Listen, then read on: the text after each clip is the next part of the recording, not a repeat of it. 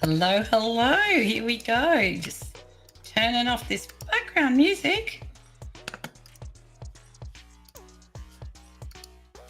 If I can.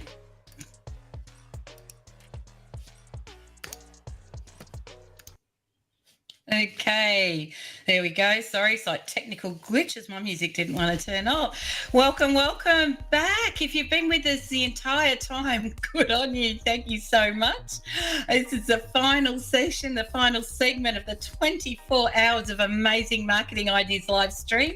I'm your host, Fiona Lucas. I'm coming to you from Geelong in Australia, and it's been an incredible 24 hours.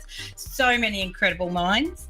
And sounds like the music's trying to stay on, which is annoying. Sorry, one moment. I hit the wrong button. Hopefully you're hearing me fine. I'm honoured to bring you this last round of engaging discussions with our extraordinary authors from the most amazing marketing book ever. And as we're wrapping up this incredible event, we will make the most of soaking up all of this the wonderful insights and inspiration you'll get. Now, if you have just tuned in, we do have some incredible deals for you here. We have got this amazing hub. You can use your phone to scan this code, and that will give you access to all the replays and lots of other information. So highly encourage you to do that and make sure you don't miss a thing.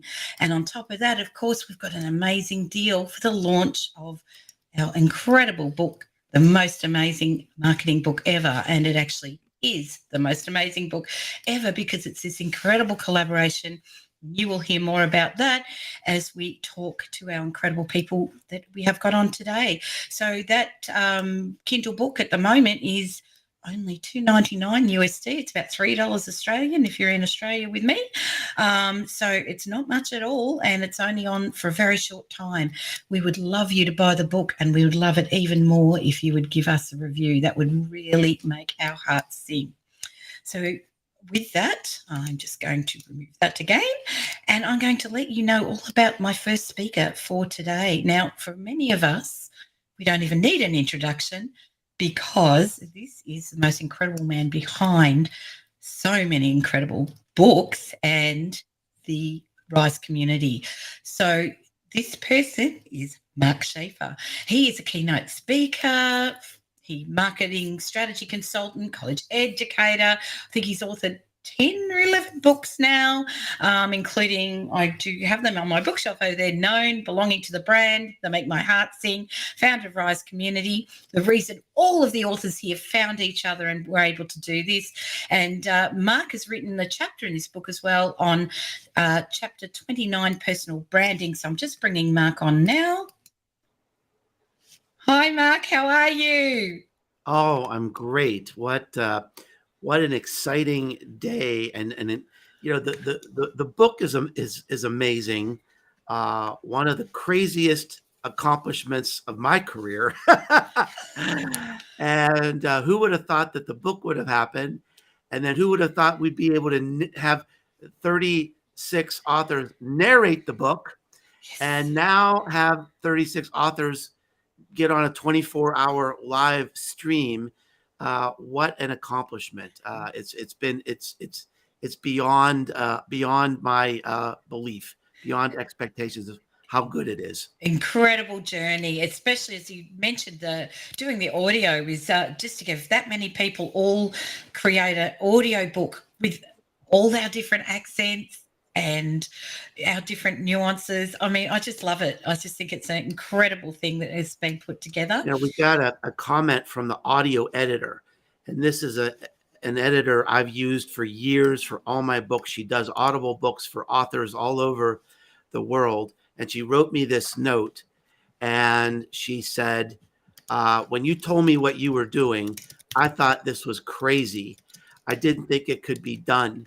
And when the whole book was done, and what we're talking about, if you're just tuning in, is this the most amazing marketing book ever was created by the Rise community, a community of marketing geeks, and everybody wrote a chapter, and then they narrated the chapter based on their topic of expertise. And the audio editor said, not only did this turn out to be an amazing audio book, the content of the book is truly incredible. So she, and this is coming from a very experienced editor. She was blown away that we could accomplish this. And I think the audio, we've got the Kindle book available and the paperback book available. The audio book won't be available probably for about 2 weeks. But when you listen to this audio book, it's like Forrest Gump's box of chocolates. You never know what you're going to get. I love that. We've got people from 10 countries. We've got people, and then so you listen to the book, and you have someone from England, and then someone from Belgium, and then someone from Italy, and someone from America. Then you have Fiona from Australia, and it's really it just pulls you through the book. It's absolutely delightful. I'm really proud of it. Oh, absolutely. And it's just been so incredible to be part of it. But I really want to talk about your chapter. I mean, personal branding is totally your thing. And one of the things that I know there's a quote from you that personal branding is increasingly important in a noisy world. It may be the only thing to keep us ahead of AI. Could you elaborate a little bit more on that statement? Yeah.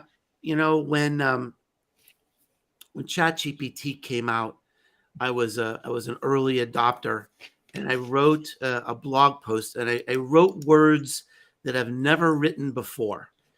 I said, marketing has been changed forever today with ChatGPT. Even when the internet started, it took us a few years to kind of figure out how we were going to have some business applications for this. And so I interviewed a friend of mine. There's this famous tech analyst named Shelley Palmer. And he's blogged every day for the last 15 years. He's a very famous person here in America. He's on all the big TV shows. And he said, Mark, he said, when I tried this, I was absolutely terrified. He said, I asked it to write a blog post in the voice of Shelley Palmer. And I asked it to write a blog post about the challenges that Facebook was facing from a U.S. congressional investigation.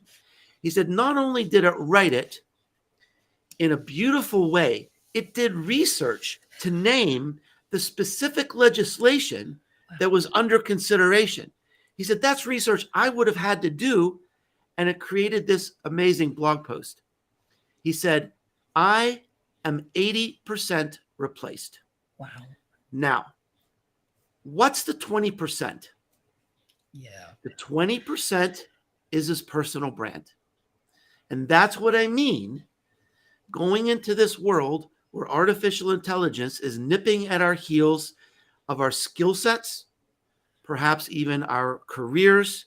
There was a study that was released by Deloitte just last week, Fiona, that projects about 30% of the tasks being undertaken by sales and marketing will be replaced by AI. And of course, if you're kind of lower down on the ladder, it's probably going to be a greater percent. Yeah. So that's what I mean. And this is something I've been shouting from the rooftops for 6 or 7 years, that increasingly the personal brand is everything. It's not just your relevance. Yeah. It's just not you being successful in this era of AI, but increasingly the personal brand is the brand. Yeah. People don't, they don't believe your ads. They don't believe your marketing messaging and your PR. They want to know, who are the people at this company? How do they run this company? What do they stand for? How do they treat the environment? How do they treat the employees?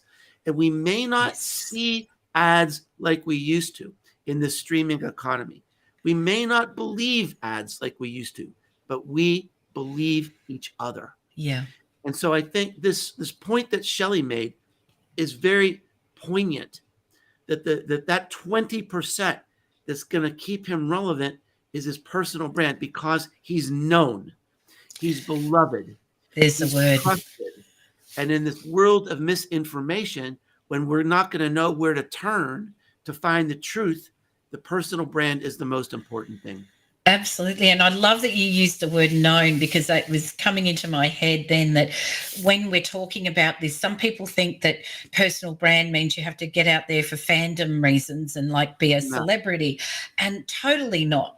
It's all, no, as you said, about being known for your quality and your heart. And yeah, even as you were speaking then, it was making me think, that 20% was making me think of, the Wizard of Oz and the Tin Man, and he didn't have a heart. Like AI is the mm, Tin Man, can do a whole lot of things, but doesn't have a heart. And we're the yeah, heart. right, yeah, and I think you're exactly right. I mean, and when I teach my classes and workshops, and in my book, I talk about really being known. It doesn't mean you're famous necessarily. It doesn't mean that you have to do dances on TikTok. I mean, everybody has a personal brand. Okay, we'll do it. That's the clip that Got to everyone's do going to that keep. that That thing. right there. That's the clip everyone's going to keep. Yeah. Um, but it's everybody has a personal brand. It's what people think about you based on their observations, that you're reliable, you're funny, you're creative, you're a leader.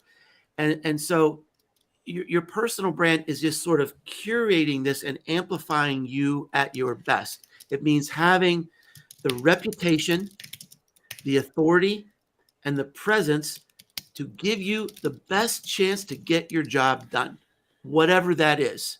It could Yes. be raising money for a charity. Well, guess what? If you're known and the other charities aren't, people are going to listen to you. It could be raising capital for a business, Yeah. getting new customers, writing and selling a book, or being invited to speak on a stage. Today it's so competitive in all of those areas Mm. that the only personal equity we have in our careers, literally, is, are you known or not? Yeah. It's Okay, so you and I have been friends for a long time, but you don't know what I accomplished in my career. You no. don't know the awards I won. You don't know how many people work for me. That part of my corporate career, it's irrelevant. Yeah. Nobody knows. Nobody cares. The only thing that makes me successful is I'm known. Yeah. Either you're known or you're not. And if you're Yeah. known, that's what breeds success. Yeah, that's awesome, and something I hope that the listeners really take in and think about as sort of the longevity of your brand, is that being known is so much more important than being famous for 5 minutes. So how do you see marketing ideas and branding strategies then changing? Because it's such an evolving landscape at the moment. We tapped into AI briefly then, but it just seems like we've always said, it's like a moving carpet all the time, isn't it? So, where do you think, the branding strategies are going to head? It's funny. In our book was created by the Rise community, and the Rise community is on Discord. It's free. It's open. If you want to join, all you have to do is send me an email, which you can find on my website. And yesterday, we had a branding expert in our community. We had Andy Cunningham. Andy was the brand manager for Steve Jobs. She Amazing. launched the Macintosh computer. We had her in our community talking to us about this very question, Fiona, about the future of branding. And I think this is such a fascinating idea, that if you think about the fundamentals of economics, Yes. or finance, or even sales or HR, like there's certain principles that are grounded to the center of the earth. But branding has changed so much. And I gave an example in our group where a few months ago, employees at Google walked off the job because they disagreed with a branding stance that Google was taking Yeah. around what some of the things they were doing around defense contracts. Now, I'm thinking, when I was a young guy in business, that would never cross my mind to walk off the job. And here's the reality: employees are informing the narrative of our branding. It's true. Yes. Yeah. Advocate, social media, people who are, loud, have loud megaphones on social media, are informing our brand narrative. Yeah. And the most important thing today, and the most important thing to realize in the future of branding is this: that, today studies show 2/3 of our marketing is occurring without us. Yes. It's happening on, the things we're saying in Discord, the things we're saying on social media, the things we're saying to each other in real life among family and friends. It's what we say in reviews, Yes. testimonies, and these things maybe even being said by influencers. So that is really the marketing mindset of the future. Is it doesn't really matter what we say, because today a brand message isn't what we tell you, is what people tell each other. So the marketing mindset today, the branding mindset for today, is how do we earn our way into that narrative? Yeah. How do we earn our way into that 2/3?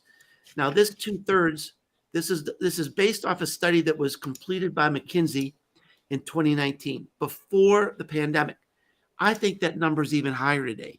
I could argue that by 2030, 90% of our sales, it's not going to come from our marketing. Right. It's going to come from what people are telling each other. So the marketing mindset today is, how do we create something so unmissable, so entertaining, so cool that people can't wait to tell each other about it? Wow. And that's incredible. And anyone listening, if you don't know Mark, he's incredible futurist as well. So if he's saying 90%, I believe it, right? So start making adjustments, because we really need to be ready for these changes that are coming so quickly. Yeah. So what skills do we need then? That kind of a really good segue into what are the skills that we need to be able to cope with such change? Well, I think there are a couple of things that come to mind. So one soft skill that I think is super important right now with marketers is empathy. To really get down on an intimate level with what's going on with our customers. And we used to think about psychographics and social profiles, and but we really need to get down into what are our customers, how are they suffering today, how are they changing. And if you think you know your customers and you haven't done any research before 2020, you need to go back and rethink everything that you're doing.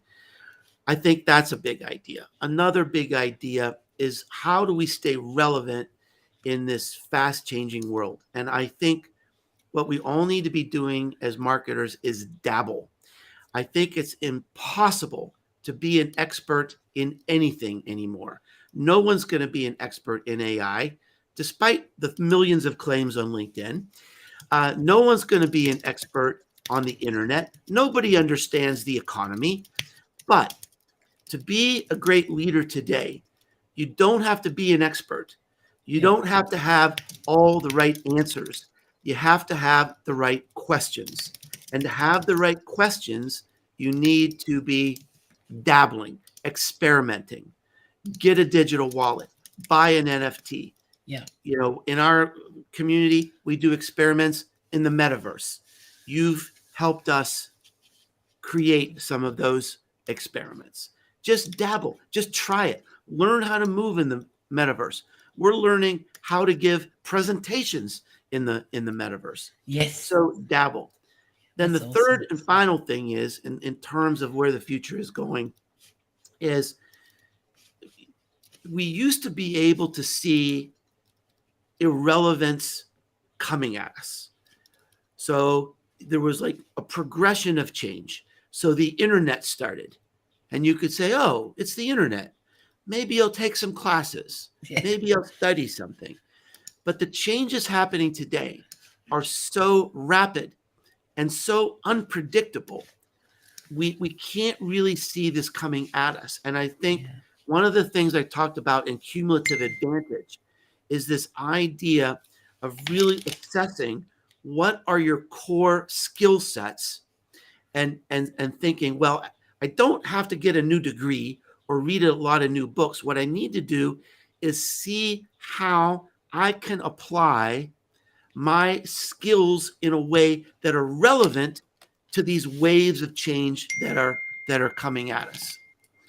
And Wow. I think that's a key to being relevant today.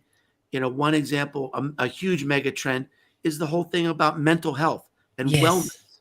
Okay, so you have to think about, all right, there's all these new products being created today that are comfortable, that are soothing, that are Yeah. nurturing. All right, so how can we have the most belonging company, the most Yes. belonging university, the most belonging symphony, the Yeah. most belonging insurance company, to kind of like connect to, so you take what you're good at and connect to these waves of change to become newly relevant. Oh, I love So that. those are a few of my ideas about really where the world of marketing is Absolutely. going right now, and how do we deal with it.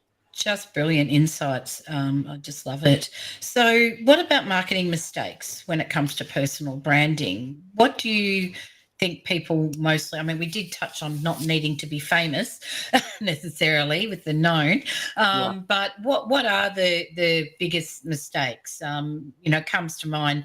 Obviously, to me, is quite often we start to self doubt about our worthiness out there. Yeah. So, what can you explore around that topic? Well, I actually wrote a blog post about that this week, talking about, the sort of the 5 pitfalls of, even if you're working hard, why sometimes it doesn't work. But it's easy for me to answer what the number one problem is. And it's this: people quit too soon. And when I wrote Known, I went down this weird rabbit hole. I actually interviewed 97 people around the world who are known in their field to learn how did they do it. And I found this pattern. They all did the same 4 things, and that became the book. But the last question I asked them was, if you could give one piece of advice to people who are reading this book, how to be successful with a personal brand, what would you say? And almost every single person said something about resilience, Yeah. tenacity, don't give up.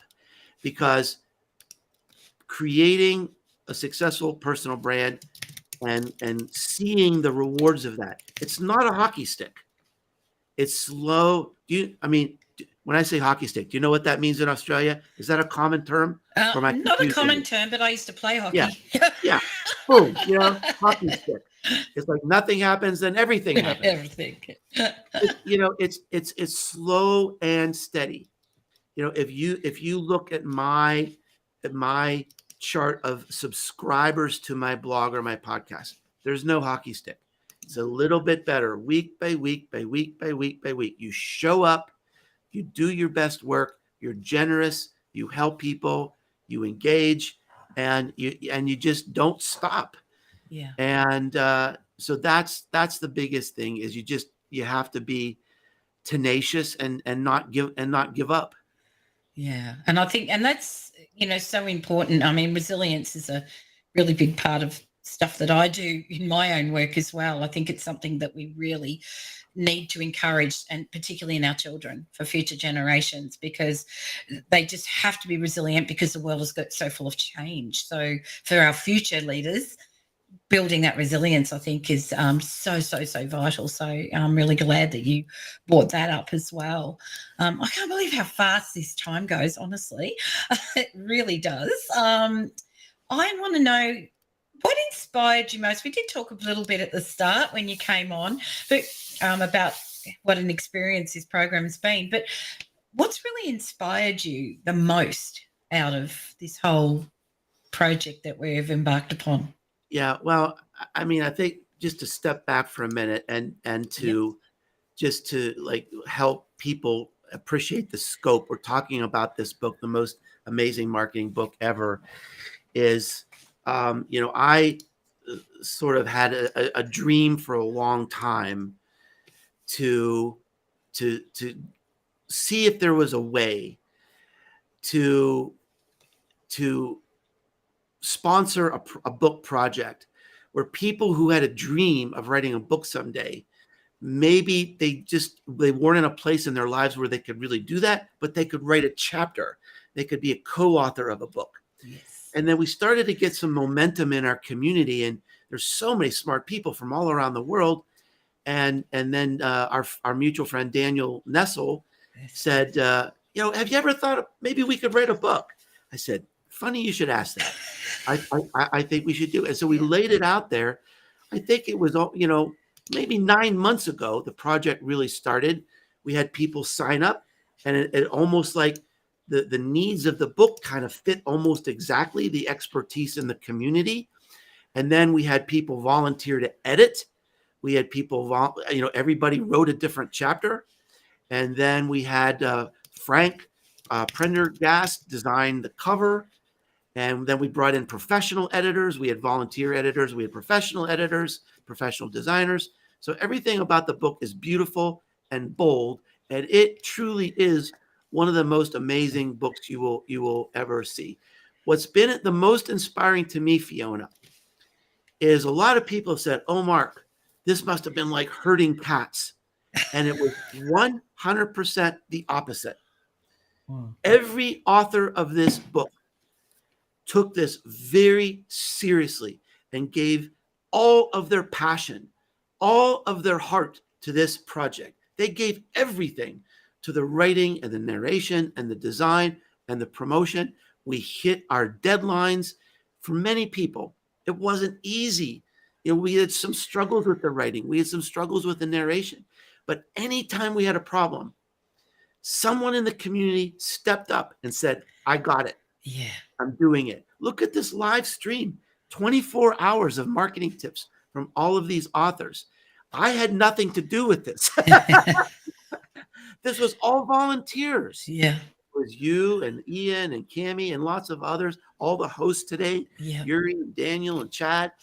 And, and Cami, look, Cami, she has a marketing agency in Houston. She volunteered her whole agency to help us promote this book. So anytime we had any problem or opportunity, someone in this community raised their hand and said, I got it. Yeah.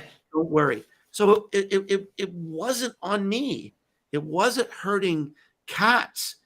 It was inspiring leaders. That's what this book was about. It's just giving them the opportunity to deliver. And they delivered. Yes. And the opportunity you've given is perfect. And it just circles back to community. Like, you were not afraid to have faith in the people in your community as well, which has enabled everyone to have that confidence, I think. So, it's just all round a brilliant experience to be part of. And it's been, and my goal, in my heart, I'm a teacher.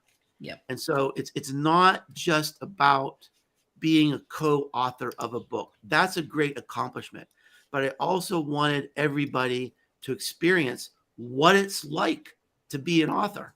Yes. And there were a lot of emotions. This was like a reality show in many ways. There were ups and downs and, anxiety and tears and concerns and victory and, glorious celebration. And there was just a lot of passion that went into the book, but everybody gave it their best. It's a beautiful piece of work. I'm completely proud of it. I wouldn't put my name on the book if it wasn't bold and beautiful in every way, and it is. Yeah. So beautifully said. Well, we are winding up onto our into the next half hour, so I'll be getting ready to bring in Kareen Abu. So, Mark, I'd like to thank you so much for coming on and chatting with us today and giving some more insight on personal branding, on your chapter, and your deep insights just into the whole area of personal branding and marketing. So. Thank you so much. And from personal note, Thank you We'll for this remind everybody opportunity. one last time that the book is on sale on Yes. Kindle for $2.99 for about a Yep. week. Where have I put it? That way. Grab it now. Grab it now. It's available in paper and the audiobook with 35 or 36 narrators is going to be available in about 2 weeks. That's amazing. Thank you, Fiona. Thanks everyone for listening. Thanks so much, Have a Mark. great evening. Okay. Bye-bye. Bye. Okay, so folks, I'll just be doing a couple little things before I bring our next speaker on. And as Mark said, you can scan this code right now to get hold of the book. So please do. We get excited when we see another ping to say someone has bought the book. Makes us very excited. If you have just joined us and you've missed a lot of the streams, here's the code that you want to scan right here. This is the Instant Replay Hub, and that'll give you links to all the replays and lots of other amazing information as well. And you can learn more about all the authors there as so that learn more about it. So far I'm just having a ball being here today, and let me just make sure that I haven't missed anything there. Oh, of course, one thing I would like to, someone scanned the code. I get excited. So I feel like I'm on one of those shows where you're bringing up the product to sell, but just also that what we would really love is we would absolutely love to have your reviews. That means a lot to all of the authors, so please do that. So I'm just about to bring on our next author. Let me just take that off. And I am going to let you know that who I'm bringing on now is Karina Boo. I hope I'm saying your surname correctly. She has written Chapter 8, The Content Marketing Strategy. She is a content marketing consultant and author, a former lawyer, entrepreneur, 13 years of experience in conceiving, launching and implementing B2B content projects and marketing strategies. And she's also the founder of the French Content Marketing Academy. So I'm just bringing her on right now. Ta-da! Here we are. Thanks for waiting so patiently in the background. Thank you, Tina. Thank you very much. Delight to have you on. I'm just very happy to be here. Okay, so let me just see. So content marketing, well, it's a big chapter really, because it's something that, it can... One of the things I often hear is that people still say, build it and they will come. But it's pretty far from the truth, really. So I guess my first question, to you is, what are the common marketing mistakes that you see around this area, and how can they be avoided? Because you need a reality check sometimes, I think, when it comes to content marketing. That's a great question. If I answer very spontaneously, I would say two opposite mistakes. Either entrepreneurs say, no content. I'm not a content person. I don't want to go into this. I don't know how much I know how much it's going to cost, but I have no idea of how much I'm going to get. So no, I don't want to do any content at all, but I want to be on TikTok or I want to be on social media. So that's where usually you start to laugh a little bit. But the opposite, you have people who say, yeah, sure, content, like we have to be there. We have to be on TikTok. We want to start a YouTube channel. We want to do LinkedIn. We want to have a blog and then repurpose and then whatsoever. So it goes all over the place. And in both cases, it's not working well, obviously. But you have, I would say the biggest mistake, if I give it a more thoughts, sometimes would be to think too much before started something, right, or investing too much in tactics and not thinking, upstream, sometimes for much cheaper amount of what is it we're going to do. What is the story we want to say? Where do we want to say it? Who are we talking to? All those questions, usually they skip this phase because they want to buy something actionable, something that they can measure with comments and shares and stuff like that. And they skip the most, according to me, the most critical phase, which is by what are you going to start? For which purpose, with which goal? How are you going to measure? How will you know that you reach out success. I would say that those are the three main mistakes that usually entrepreneurs are doing Yeah. when it comes to content marketing. It's going to be another story now that we're entering the AI era. Yes. But now we're all going to do mistakes anyway because it's a whole new world starting. So Absolutely. I think we're going to talk about this. I hope. Yeah, that's a perfect segue into my next question, which was marketing and the technology that it relies upon is constantly changing. We've always got something new. So, yeah, how do we work with that? How do we adapt our strategies to stay ahead? To what? To AI? Well, just a rapid change to all the time. The way the technology changes, the platforms move, yeah. That's a $1 million question. I love Yeah. this. Alors, that's a French word. Sorry, it's just get out. What I'm, brainstorming about. No, most seriously, I just heard what you asked Mark Schaefer also, asking him, what are the main, skills you need to get in Yeah. this ever-changing world? And of course, I'm 100% agree with what Mark said, but I will also add like trying to manage anxiety and trying to stay young in your mind, and young / humble, because it's new. We're not 20 anymore. Everything is changing, Yeah. including, like, for content marketer as I am, SEO might be not really there anymore. So we just have to learn and to review the entire, notebook and start from scratch almost. Wow. And Yeah. you have two ways of saying this. Either it's extremely like triggering anxiety, or at the opposite, you can see it as an amazing opportunity to stay young, to discover, to embrace change. And of course, I do think that the main skill for that is, of course, not, as Mark said, not to try to be an expert in anything, because that's honestly absolutely undoable. But at least remain curious. Never consider that something is not for you. And that's something and that's really a big deal with AI, because you have a very big part of this thing that is like very tech, and that can be extremely scary, not to understand how it works and how it just came out. For some people, I mean, like some marketing gurus have anticipated AI for like the past 10 years, since it exists in 1950s. Yes. But for most of us humble humans, we're just hearing about it and realizing that it exists since ChatGPT, to be honest, Yes. So I think the best approach, I know that I talk for myself, and I see myself as more as an entrepreneur than a content marketer itself. I truly say, okay, is this thing is big or not? Yes, it is. So should I get into it? Should I try to understand how it works? Should I like really try to, see how it will impact my job?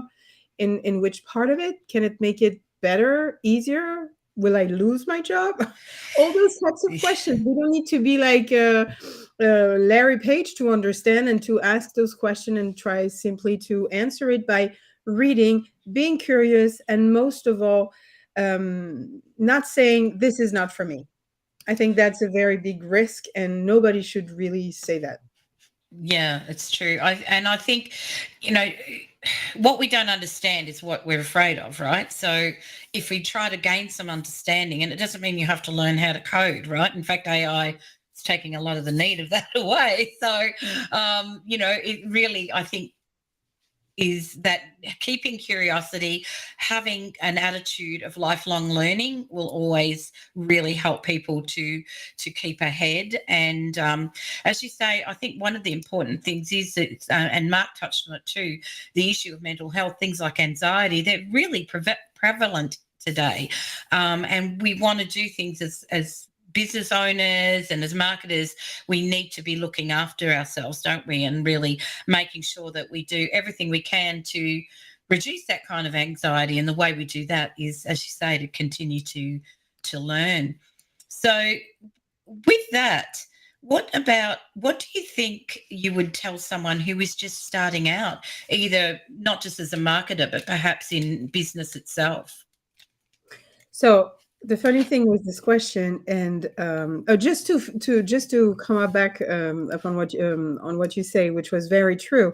Anxiety comes with things that we're afraid of. I don't know for you, but I often tell my kids, always start by the one thing that scares you the most. Absolutely, yes. That's gonna fix the problem afterwards. So that's exactly my recommendation, starting for entrepreneurs who don't know exactly how to start and where to start with AI. Come back to your question. What was the question again? Sorry. If you're just launching a new business, just starting out on your entrepreneurial journey, your Oh, business yeah. journey, Yeah, very good question. No, excellent. So the funny thing with that is I would not have give the same answer like a few months ago, or even when we started the book, than I would give it right now. right. As of right now, with the picture of what I'm saying now, like considering content, marketing, and AI, I would say three things. Invest in yourself as an entrepreneur. Start by you. Yep. And I'm going straight and fully deep into personal branding. Yes. And it's not because I'm in Mark Schaefer community. I'm in Mark Schaefer community because I was absolutely blown away by his book Known, Yes. because that was so much what I thought the future would be. Yes. And I do think that even more now that there is AI, any marketing strategy should start by personal branding. I was already Yes. recommending that a few years ago to some of my B2B customers, and I was not always followed by them. But Yes. that I was know still that my feeling. recommendation. But as of right now, I think that's the first step to conceive. The second one, I think, the second mistake to avoid is that as of right now, we used to conceive content, especially when it was placed on a website, through this idea of topic cluster. And this idea came because of Google and AI, by the way, but AI integrated in the search engine and not as a chat. And this AI enabled the search engine to detect our search intent, which leads us to, of course, run after every search engine update by Google. But for marketers, it meant that when you started a website, you wanted first to understand the word of the industry, the Yes. word of the business, the word that the entrepreneurs and the customer were using when they were talking about a certain industry or business, and building a websites around those main topics and keywords. Right. You would build them around clusters, and you will build pages, and sometimes it was written content, sometimes it was video, sometimes it was like this, but everything was based on topic, on a home base that was the website, and that was for the most part how we were starting. As of today, I would not recommend doing this. Of course, we need to wait what Google is going to put out there with this search SEG, the Yes. search, oh my gosh, I forgot the word. It's changing so much. Anyway, Yes. we're switching from SEO to, search generative experience. Yes. That's Yeah. the keyword. So now it seems like only 3 links are going to be placed at a search results page. Yeah. Right. It's pretty much the same thing today, but like if there is only 3 options for a user's when he searches something or when he asks a question to a chat, it means that fighting to be ranked on those 3 links is almost lost before you started, unless you have $1 million marketing budgets or whatsoever, which means that you have to be on different platform. Of course, you still need to have a website, Yep. but the best marketing strategy might be to be a little bit everywhere, which is kind of crazy because this is not really what we used to recommend. But to do this smartly and with success, You have to start by you and your personal brand, because nobody will follow you on TikTok, on Instagram, on Facebook, and whatsoever if you're just talking about your product, your service, or what you're selling. But they might follow you and they might notice you if you talk about yourself and you trigger trust. If you like trigger something that, oh, this guy, I want to be connected with him. Yeah. I want to follow him. So Yeah. it's not that much a mistake not to conceive. I think it's just an entire view of what is a content marketing to rethink almost from scratch. I'm sorry Yeah. if it's depressing. No, it's fine. And, I think it's, as you said, and when it comes to the personal brand, putting it out there, people will connect with you if you do still have to give value in what you're doing. So rather than trying to say, hey, buy my stuff, it really is about saying, hey, I'm of service to you. I want to give you as much value. I've got something to share I think will help you. They'll come across that. And if it's relatable to them, it keeps them engaged, doesn't it? It keeps them really interested then. And it is hard, because I think everyone thinks, oh, you've got to go onto TikTok and sing a song or something like that. Or, sure, you can have fun with it. But I think the end thing, everyone's doing that. So what, again, will stand out for you is that personal brand of you, what you're actually giving to people and how you're helping them as well. 100%. So we always like to ask this question of everybody. What did inspire you to be part of this project? So many things, but thank you for asking, because that's the emotional part of this interview. Yes. I love this. No, the first thing was that I've never been very good to follow people, but I followed Mark because of his idea that I was sharing deeply. Yes. His humility in his book. So I read one, and then I read a second one, and then I read a third one. And what I thought was amazing was that man, and I'm not comparing with any other marketers, but it was like what you saw outside was the same as what you saw inside, yes. Which means he looked very reachable in his book, and he actually was on his website. So yes. I just basically started by reach out to him once. And that was honestly the 1 hour that changed a lot of things in my life. The best $200 I invested. I have to say that. There you go. And from there, that's the magic of, and that's what we were talking about personal branding. Once you truly adhere to someone's ideas and value, what happened is that you trust him. Yes. So when the guy tells you, hey, I'm starting this Web3 community, do you want to try Token? I didn't even know what it was. And honestly, I was not so interested into that. But because Mark said, oh, yeah, that's new. That was hype, that was like trendy. So I said, yeah, I have to try this. Why not? So I tried. And then from one thing led to another, I felt onto Discord. And my husband would tell you that I'm not very like adventurous, I don't like to try many things, and it's hard for me. But because I trusted him, I just followed him on what he did. And I was, I think, one of the earliest to follow, very, very early. Yes. And as for the book itself, I'm like, I used to be a lawyer and I have a PhD, which means that I spent 3.5 years of my life commenting 5 lines of the secret codes in France and writing 376 pages about it. So I like to write. That's something I like to do. I love to do.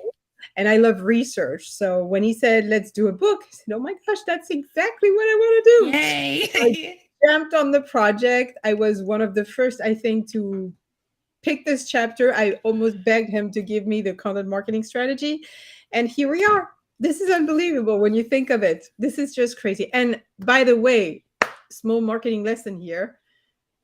Everything started by trust. Oh, I was going to say, as you were speaking, I thought, and something I've listened to in nearly every single session that we've had from when this whole live stream started hours and hours ago, is the word trust comes up all the time. And it's the one thing we struggle to find now. Trust. In a world that's so saturated with misinformation and even with deep fakes and things coming up, it's going to even challenge us further. So that's where, like, you know, I'm about community, because I think we need to keep engaging with who we know is to be real. That said, I made a video of myself the other day and turned myself into a robot. That was a lot of fun. But so, you know, you can have fun with it, but I think the important thing is that, to build that trust, you've got to take all these different values that people have been talking about the whole time, and that is that authenticity that you've talked about. When you've met Mark and you find him, he is humble, he is somebody who truly speaks. And I remember that was what drew me to him in the first place. Would be, I went to Social Media Marketing World in 2013. It was the first one. I think it was 2013, 14. I'm pretty sure it's 13. And he was like the keynote speaker.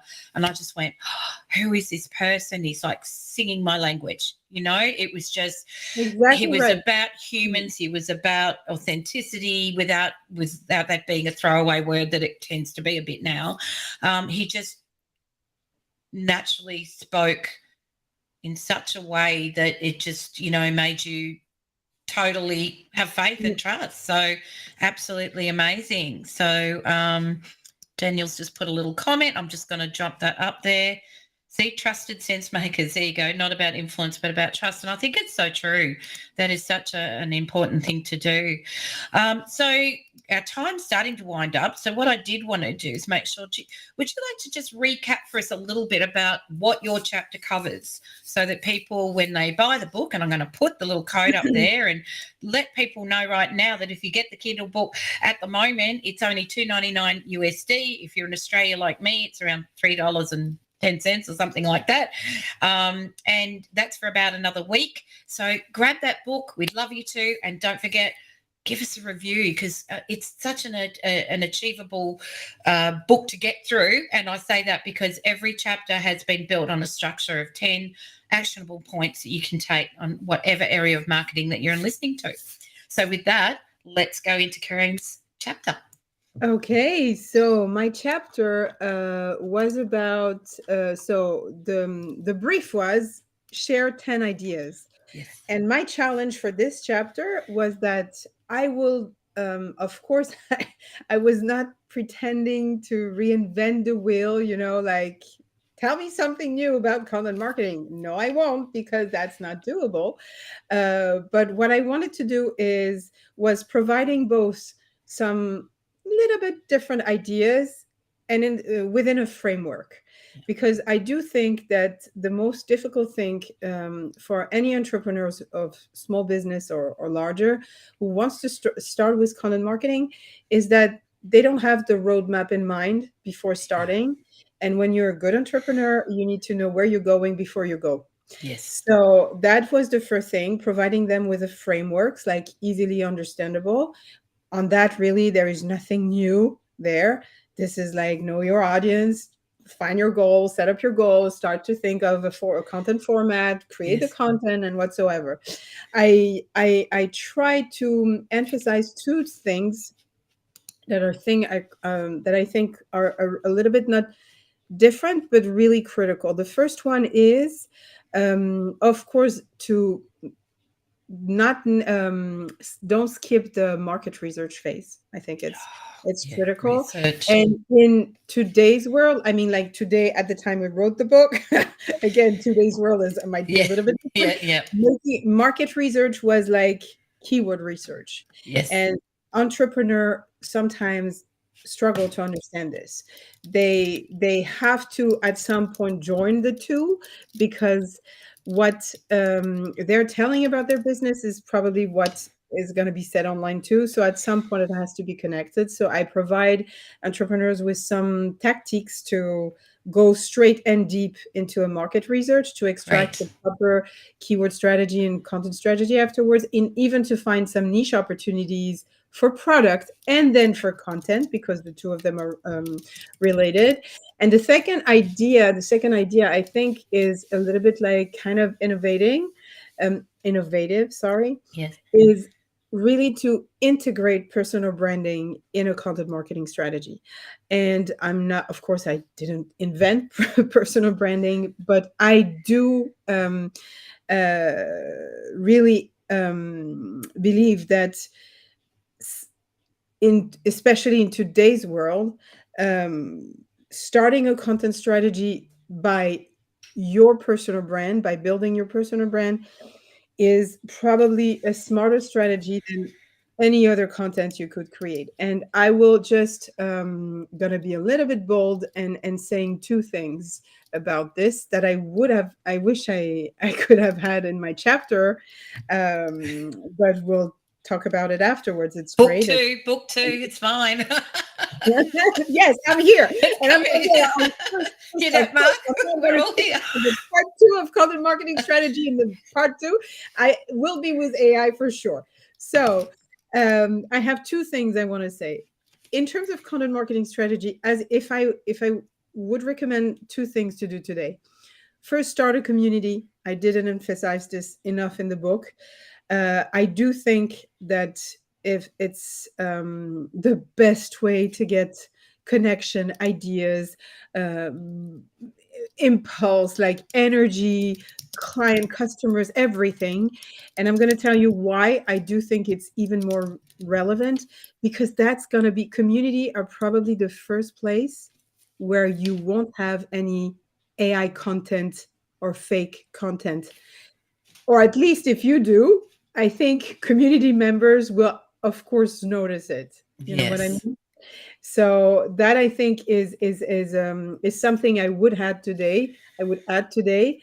And the second thing would be to think of a kind of bold idea, is that considering that at some point the internet will be full of content generated by AI, ultimately, because you even know that now that ChatGPT is using our own prompt to create more content on that. So Yes. just imagine and envision what it can be. It might be a good strategy sometimes to prevent yourself to create some content and to just keep it for your community, or to Yeah. just keep it for in-person event, Yep. and making sure that it's not going to be found online anywhere. Just save it to build the trust of your community Yeah. member and Yes. for the marketing strategy at large, but not necessarily putting everything out there on the internet as we used to do. Yeah, that's a really good point, because we do need to differentiate and make that step. And it's a bit like, having like in the Rise community, you've got the general community, then we have the VIP community as well, where you get another level of, value coming from Mark for that. And I think that's so valuable. And, it is content that is not given to everyone. It is something, it's kind of the reward, right, for Mhm. for the faith and the loyalty and the that you're putting in. So I think that's a really relevant thing to mention. And welcome to everyone who has been joining us. Thank you so much. Wherever you are in the world, it could be very late in the day, or it could be at night, or it could be early in the Good morning, morning. depending where you are. So for me, it's heading for midday. For folks in Perth, it would be about 10 o'clock in the morning. And what Isn't time is it it? amazing, by the way? Isn't it amazing in itself that like we never met? You're like the opposite. You're there. It's morning for you. It's night for me, and we're talking and we're gathering and we have friends that are commenting and everything. Yes. It's like phenomenal. It's Honestly. beautiful. It is absolutely amazing, and I think it really highlights the collaborative experience that the book has had, doesn't it? Just that everyone has been so willing to step up and to be part of something, and then to continue that, to give up their time to share. And it's just been amazing. And so we're coming up on your. Can you believe how fast these sessions go? Oh, seriously, I cannot. I've got Cami Especially with waiting. me. You ask me to talk, I can talk for hours. So it's Oh, good hello. Thank you, Mark. By the way, Mark's just given us some little kudos there. So with that, I'm just going to I just clicked a welcome. I didn't mean to click that one, but it's okay. We welcome everybody.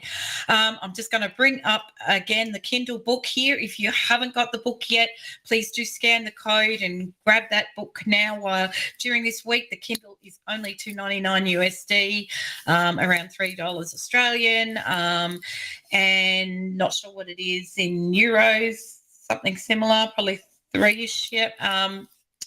And yeah, make sure you do buy it. And the other thing is that we would love you to do a review. We welcome those. It helps to inform us, perhaps for that second book that we're scaring Mark about as well. And also we have this instant replay hub that our next guest that's coming on actually has put all this together, this incredible hub, and it's where you can get all the replays and lots more information. So do check it out, give it a scan, and see what is in store. So, Corinne, thank you so much for joining me today, and have a wonderful morning. Yeah, night first. Night. I'm very sorry. tired, Have a good sleep. No, night first, but I want to listen to the others. It was an unbelievable day. I'm telling you, I've never had experienced anything like this in my life. That was really awesome. And just to finish, I came in this community not knowing at all what I would get, and I just leave there many months after with so many friends, so many good people, beautiful. so many lots of heart. Everything. So lots of hub, and yet go get that book. That's the best book ever. Truly. Yes. Okay. Thank you so much. Bye-bye. We'll see you again later. Okay, let me just take this down. I will wait one moment. I'm just going to put the book back up, and I am going to introduce our next guest to you. So now I'm going to make sure. I'm going to probably say the name wrong. Cami. I think it's Hoysie. I hope I'm saying it right. Cami Hoysie has written chapter 14, How to Build a Future-Proof Social Media Strategy. She's a social media strategist, speaker, community builder, coach, and author. She's really one of my kind, I can tell you that. I'm loving her already, and I haven't got to know her real deep yet, but I feel a real affinity. She is the founder of Smart Social Secrets online community for PR, marketing, and business consultants and coaches, the CEO of Zoetica.media.com, a social media marketing agency, and her chapter is all about future-proofing your strategy. So, Cami, I am bringing you up right now. I'll get rid of that code for now if it wants to go away, which it doesn't. There we go. Just scan it first. Yes, scan it first. Welcome. You have had an incredible journey. If you don't know yet, because you haven't tuned in on, Cami has been fundamental in getting this entire thing together. I've been part of the team. She's been amazing to work with, and the whole reason that we have this event. Oh, someone scanned the code. Yay! I know, I saw it. We love that when you scan the code. I mean, you just scan it. Yeah, just makes us happy. Scan it, it brings joy. It brings joy. Joy. So absolute joy. Let's get right into this. I'm a strategist myself. I believe in the power of flexible planning. We really need to be very nimble these days. So my first question to you would be, how do you adapt your marketing strategies to stay ahead in such a rapidly changing landscape? I am so glad you asked that question. I took this chapter because it is probably one of the hardest things right now. Social media strategy changes like basically every week. And so the challenge was write a chapter that gives you the kind of insight you need to write a strategy at any given time, like between now and say 2 years from now.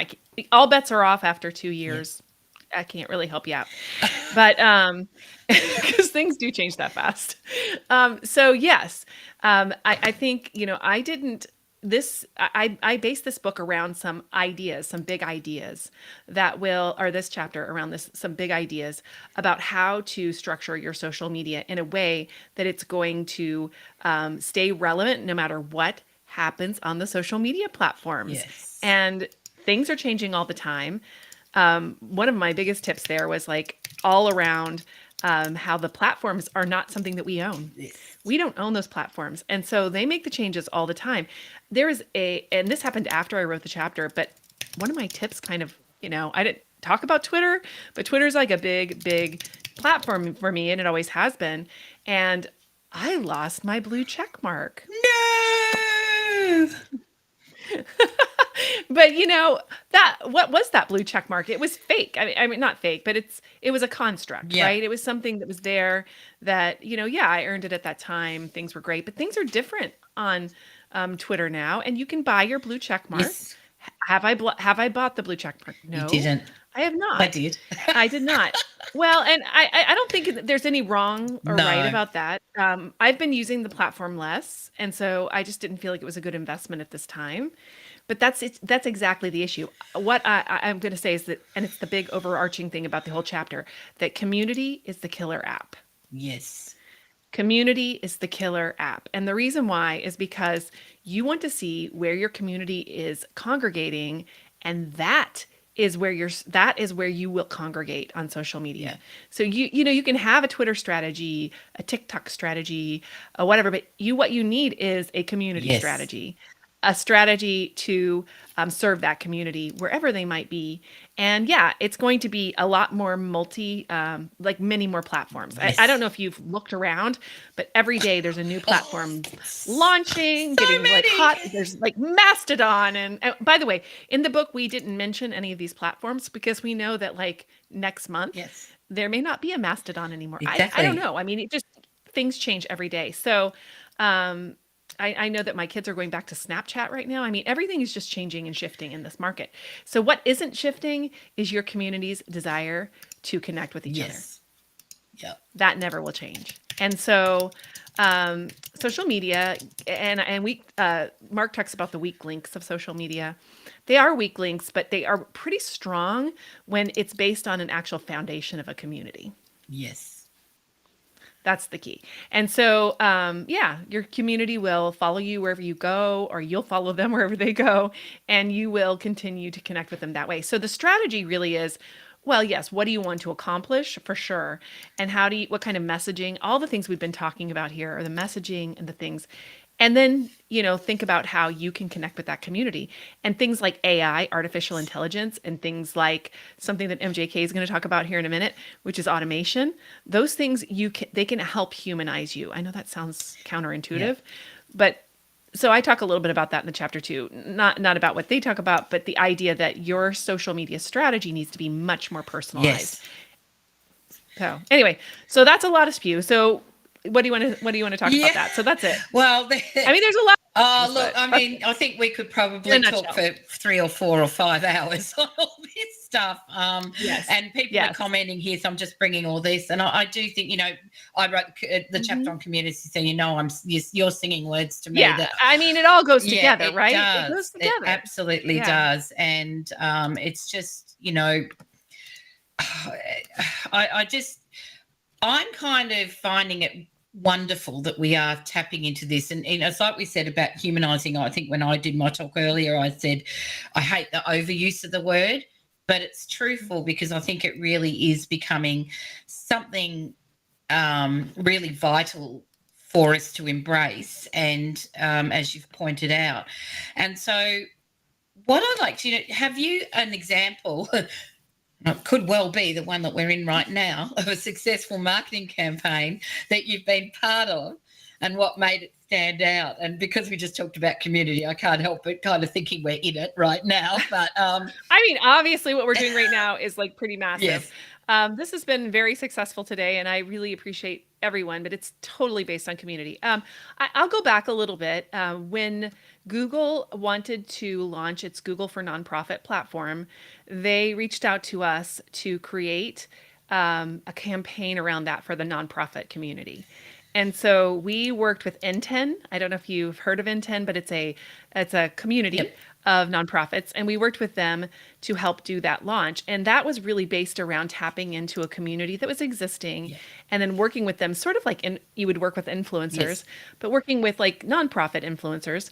So thinking about social media in that way, it's very much an influence platform. Social media is, people have pockets of trust, I guess. We've been talking about trust. Yes. They have pockets of trust on different platforms.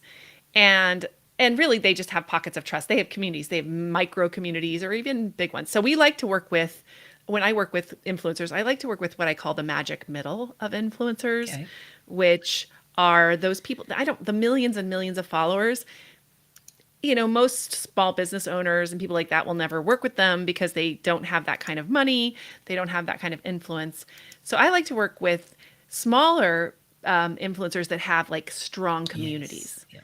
because then you can tap into that trust marker with them. So, they trust you and then they share you with their community. And that really works very well on social media. So thinking of it, everything is consensual, little concentric circles Yes. and the spokes between them. That's why I say that community is the killer app, Yes. because your app, your Twitter app, your TikTok app, all of these things will and do change. I've been doing this for over 15 years now, social media and communication for longer. I don't want to tell you how Yeah, long, yeah. much longer. PR, public Yes. relations for much longer. And what I've learned during that time is that your personal relationships can only scale so far. I think the magic number is something like 140 people that you can be close Yeah, to, yeah. and so on. And your smaller But if you circles, have 10. if I have 140 people that have another little small circle around them, Yes. it's exponential. Do you see what I'm Yes, of saying? I course. Yeah. just like thinking of the circles and the spokes. Yeah. So Yeah, and it's like, if for every audience that you've got, if they've got their audience, and that it taps even into the when we had now I've forgotten whose chapter it was about word of mouth and things like that. Or Zach, I think it was. Zach, oh yeah, Zach. Yeah, Sorry. so I think all those things tie in together, don't they? And Mhm. this is why this is the most amazing marketing book ever, because we literally have tapped into everything, and all together it becomes the perfect plan for everybody. Yeah, that's why messages don't work on social media, by the way, because they do to a certain extent as far as people trust you.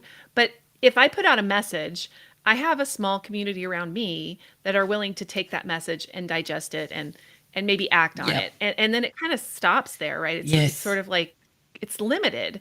But like if you have like bigger not messages but connections, do you know what I'm Yes. saying, where you are pulling a community together around a idea.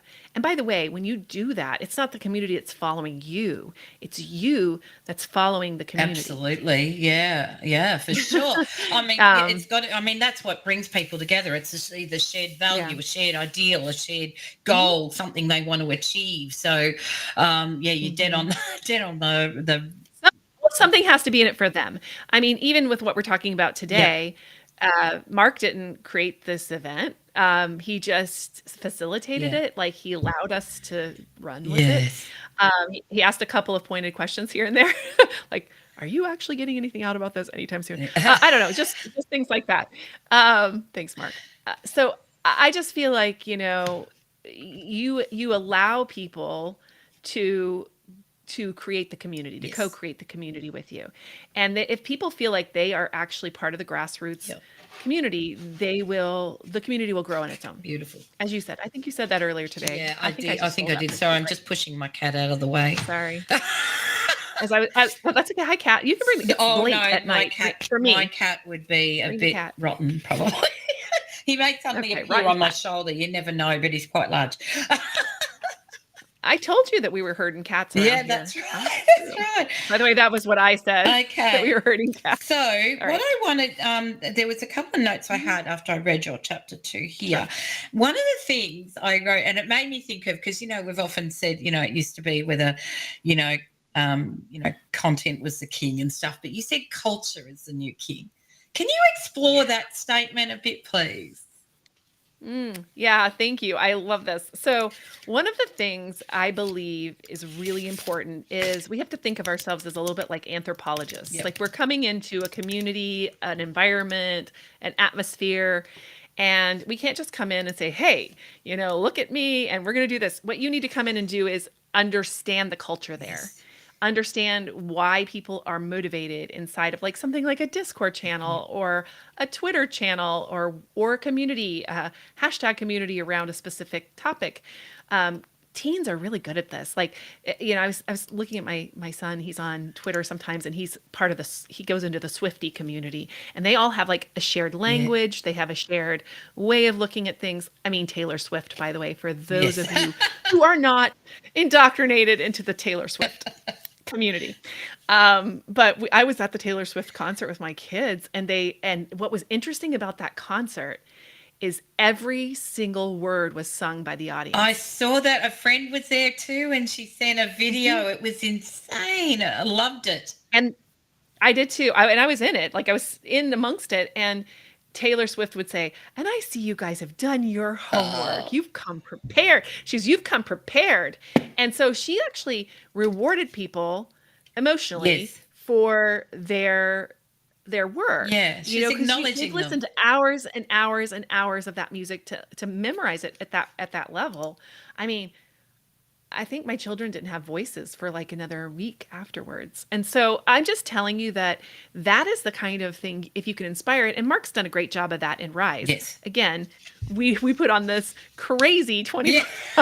Thank you. And I just thank everybody for coming along the Oh, ride with me absolutely. on this idea. I could not have done this by myself.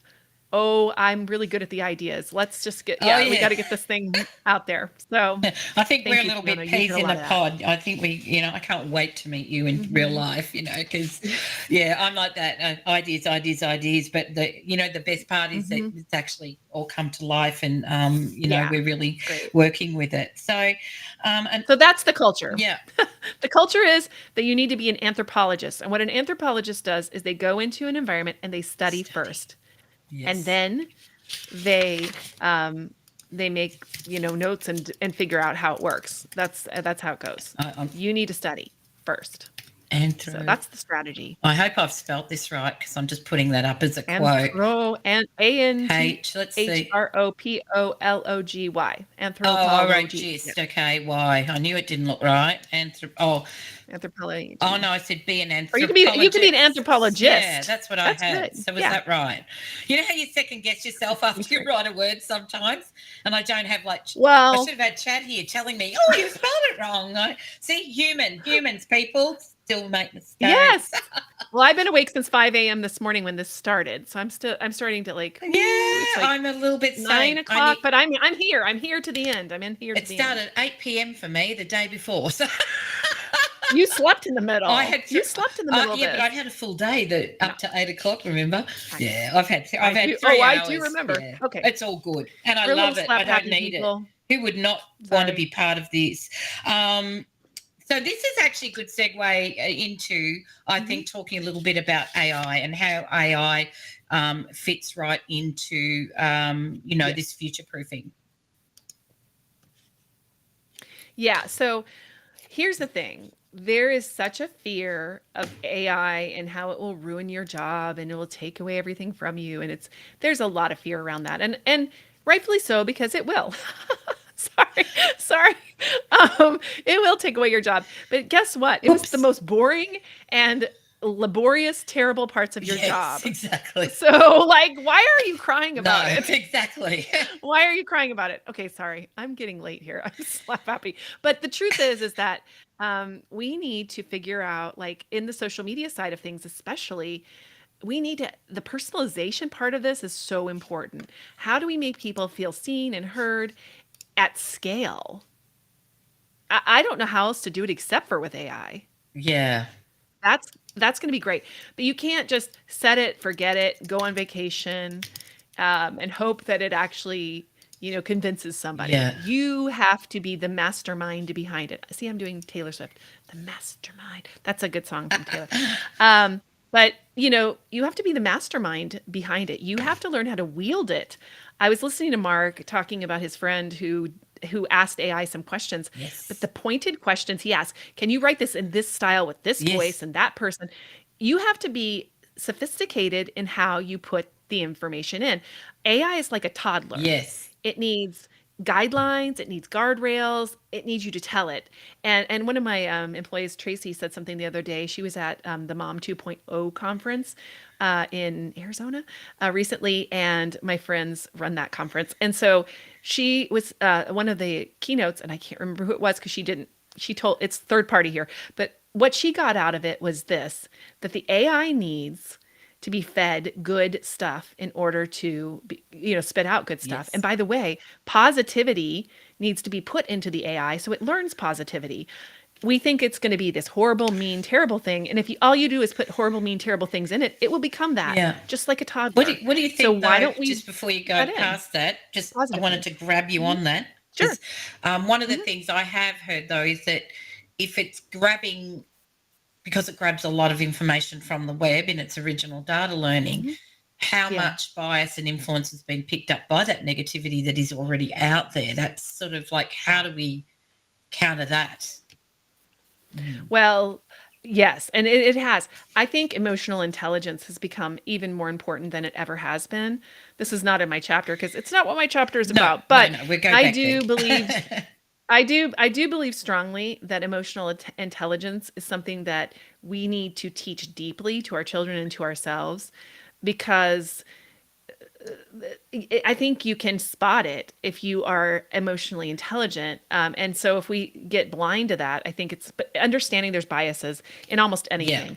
We have a confirmation bias, which means we look for things that are kind of agreeing with what we already agree with. Like our friendship, Fiona, it's based on confirmation bias. That's just where we're headed with Yeah. this. But it's because, and I'm okay with that because I think it's positive. Um, but you have to understand that there is a confirmation bias in everything. Yes. And so, yeah, you have to look at that. And I think we have to be wise about that. And Oh, is it going always. to overtake us? I think, I think yes. I think it's going to be hard to know anything. But I asked ChatGPT about myself. I wanted to see what it said about me. And I said, "Who is Cami Hoyza?" And it spit out this wonderful thing about the strategist and expert and won all these Yeah. awards. And P.S., it told me I won a bunch of awards I didn't. And that I went to a school I didn't go to. It lies. It It totally lies. lies. They call it hallucinations. It lies. Yeah. And so you know what I did? I said, "No, I did not go to that school. And no, I did not write those awards. And no, I did not write that article in Entrepreneur magazine. I Just say didn't." sorry. And guess what? It did kind of. Yes, it did. It said, "Oh, sorry, I guess, upon looking further, I see that that's true," is what it said. And then I asked it again recently, like a Yeah. month later, and it cut out all the stuff that wasn't true and only left the Yeah. stuff that was just sort of like in my bio. And I think just sort of, You can train it. yeah, exactly. And that's one of the things I think where people are perhaps making mistakes a little bit too in regards to, if they're just incorporating, oh, we'll put AI in our strategy, and then they're not looking at, I have seen where I can tell straight off it's written because they've gone from more of a natural language that they use to this flowery kind of, really what I call putting the puffery, if we want to, go in the old PR sort of words and things, the statements are all inflated. And I had something similar. Somebody said, "Can I have a bio?" And I threw an old bio in there and it came back and I went, and I hope I don't offend anyone, but in Australia we say I sound like a total wanker, right? It's just like, it was Yeah, you can say that. awful. Yeah, It was just it was awful. It it's was bad. nothing. And I said, "I'm not like that at all." And it said, "I'm sorry." It's like, okay. It will apologize. It's funny. Oh, and that's just where we're at with that. Oh, by the way, I want to say one thing before I know I'm interrupting you, No, no. but Sandy says she's going to bed. Sandy says she's going to bed, and I've literally seen her in every live stream since this morning. And I Aw. just want to give her a little shout out, a little love. Sandy, you are a trooper. You've been here all You day. I've have. seen you in Well here, done. like throwing in the knowledge, giving us everything you have, and sweet dreams. And I'm a mom. I've told everybody during this process, go to bed. Go to bed. It's fine. It's fine. We really should. Oh, love it. Okay, so we'll get back to the whole. I mean, what I love about these conversations is that we're able to explore a little bit more about, we talk about know, like, and trust. And I think by talking a little bit outside of just our chapters, we're showing a little bit more of ourselves, which, I really love to do. However, that being the case, what about your country? What's the story behind exactly why you did choose this really broad topic, really, isn't it? Strategy is huge and future-proofing a business is massive. So kind of what's your backstory to that?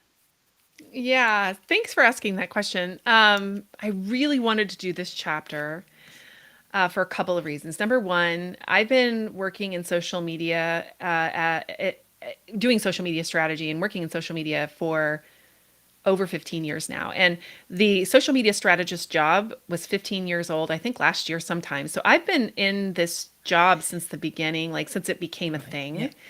And I just feel like I have a lot of experience. I've done a lot of things. I've worked for a lot of brands, big ones and small ones. And I feel like that I had sort of a understanding about that. So I really wanted to take this particular one on because I just wanted it to be something that talked about how important it was that your strategy is based on the people that you are trying to reach. Yes. And that it's not just about trying to get the things you want to get, trying to get the outcome you want to get. You can get outcomes doing this. P.S. We are in top trending on the books on Kindle right now. So this strategy works. Yes. No lies about that. Yeah. Okay, can I just say that? Globally. Because I'm really excited about that. By the way, I got no love in my family tonight when I told them that. Oh, They're like, oh, whatever. yeah, Mom. yeah. I was a bit like So- that. I was sending texts going, "Hey, we're training," and I'm like, yeah. Yeah. Okay. Okay. I said, how about congratulations, Mom? Yes. Anyway, I just said, anyway, it's really important that you do get results from your strategies, from your social media strategies. And this is a huge social media strategy because we are live streaming on multiple platforms, which, by the way, is one of the tips in the book and I think we said that in the last session too. Kareen Abu said something about being everywhere, and multi-channel solutions are really important. And guess what? This made it really easy to be multi-channel. Yes. Like Very. we could easily, with automation, be multi-channel with this kind of a strategy, which was why I picked it. Also, I love video. I love live streaming. Yeah. I've been we've doing it streamed for this particular years. 25 different channels Yeah. we've got on this particular one. So it's going out everywhere. So people that if they miss it, I don't know, they must have been asleep. Yeah. Well, they might be asleep right now. Well, honestly. here they're eating lunch. Or whatever. Yes. Funny. So- Yeah, so I'm just going to pop up that code again too. You've made these amazing things. So this one is for the Instant Replay Hub. And since I've got Cami here who made it, would you like to do the spiel on the hub? Yeah, sure. I made the hub. So this is the landing page. If you got an email from us, you've already been here, but it's changed a lot in the last 24 hours. We continually change it. Right now, it actually even has this video streaming on it, which is pretty cool. It also has a link to the book where you can buy it. We're using actually the other QR code link. We're using a link from there. It's the one that if you click on it in most countries, it'll take you to the right book site, except for in Australia for some weird It was reason. doing something weird. That's anyway, okay. That's fine.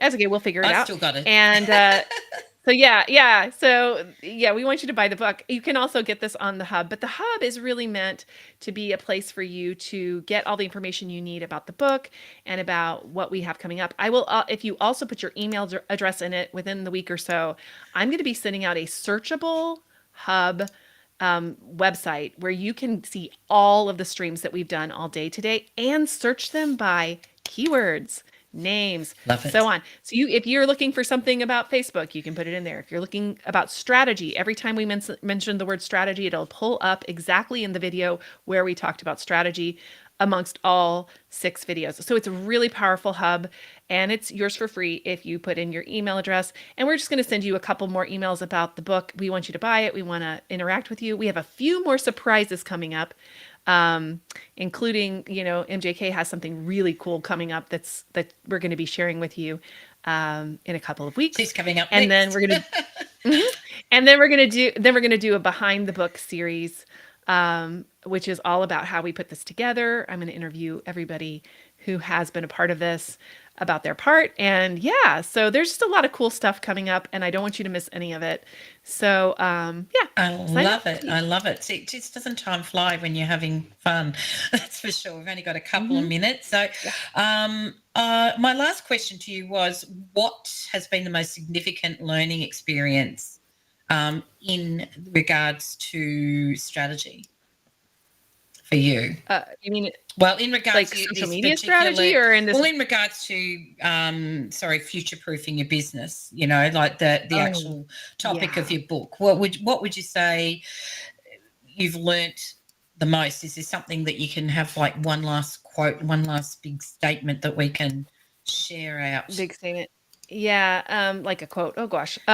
So way back when I moved to Houston, I started the social media breakfast of Yes. Houston because I moved here, knew no one, and I had no connections. And so, one of the things I would say is that if you're not getting the traction that you want, you feeling alone and isolated, you start it. Yeah. You do it. Yeah. You start it. You start what needs to be done. So if you see a hole in the marketplace or in the social media sphere, I mean, social media is just part of it. It supports it. If you see something that needs to be filled, you fill it. Yeah. And it will attract people to you. It 100% will. So I guess that's the biggest thing about your strategy. Look for the place where your interests, the interests of the communities align and overlap, and then look for the sweet spot in the middle of that and build something there. Beautiful. And that will always work. Love it. Well, Cami, that rounds us beautifully up onto this session. So I thank you so much for joining me today. It's been a brilliant experience, and Yeah, amazing. really enjoyed chatting to you. Have a wonderful evening. I think it's evening. It is evening yes. for me. And Yes. and I look forward to chatting with you again soon, and seeing you in the community and seeing you in real life.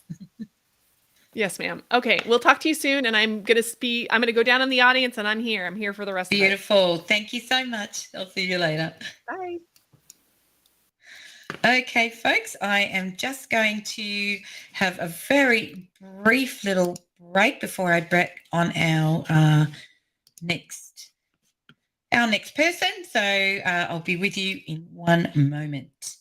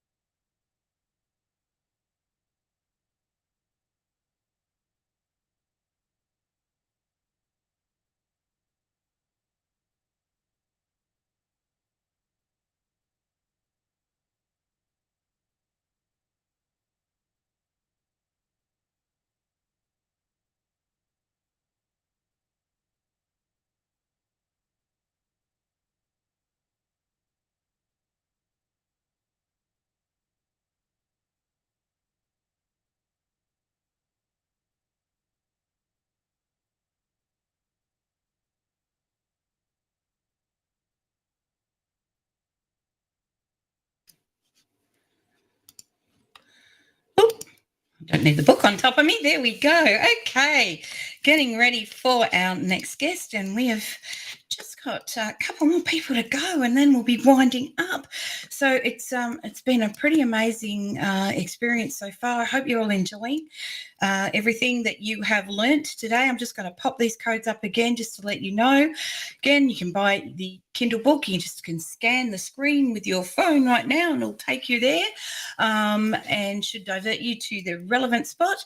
And the other one we have, which also has a link to the book on it, will be our hub, which is the instant replay hub, where you will get access to all of these videos and could even be watching this one right now.